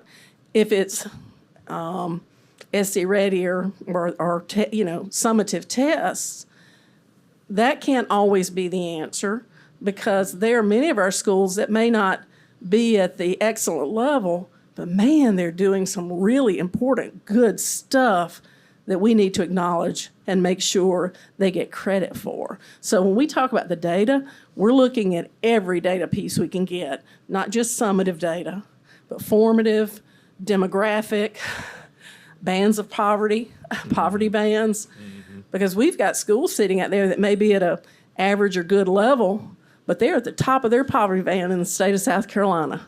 And you know what? We celebrate. We got to go to some schools last year, Kevin and Dion and I, and celebrate those schools because they need to know you're doing the right work. We'll get the good and the excellent, but you're doing the right work. I know that was a long answer. Does that? Honestly, I definitely appreciate your answer. It gave me a better overview of it, so I definitely appreciate your answer. Thank you. Thank you. All right, seeing no other questions? All right, thank you so much for your presentation. Thank you. So at this time, we have exhausted our agenda for the quarterly board work session. And at this time, with no objection, we now stand adjourned.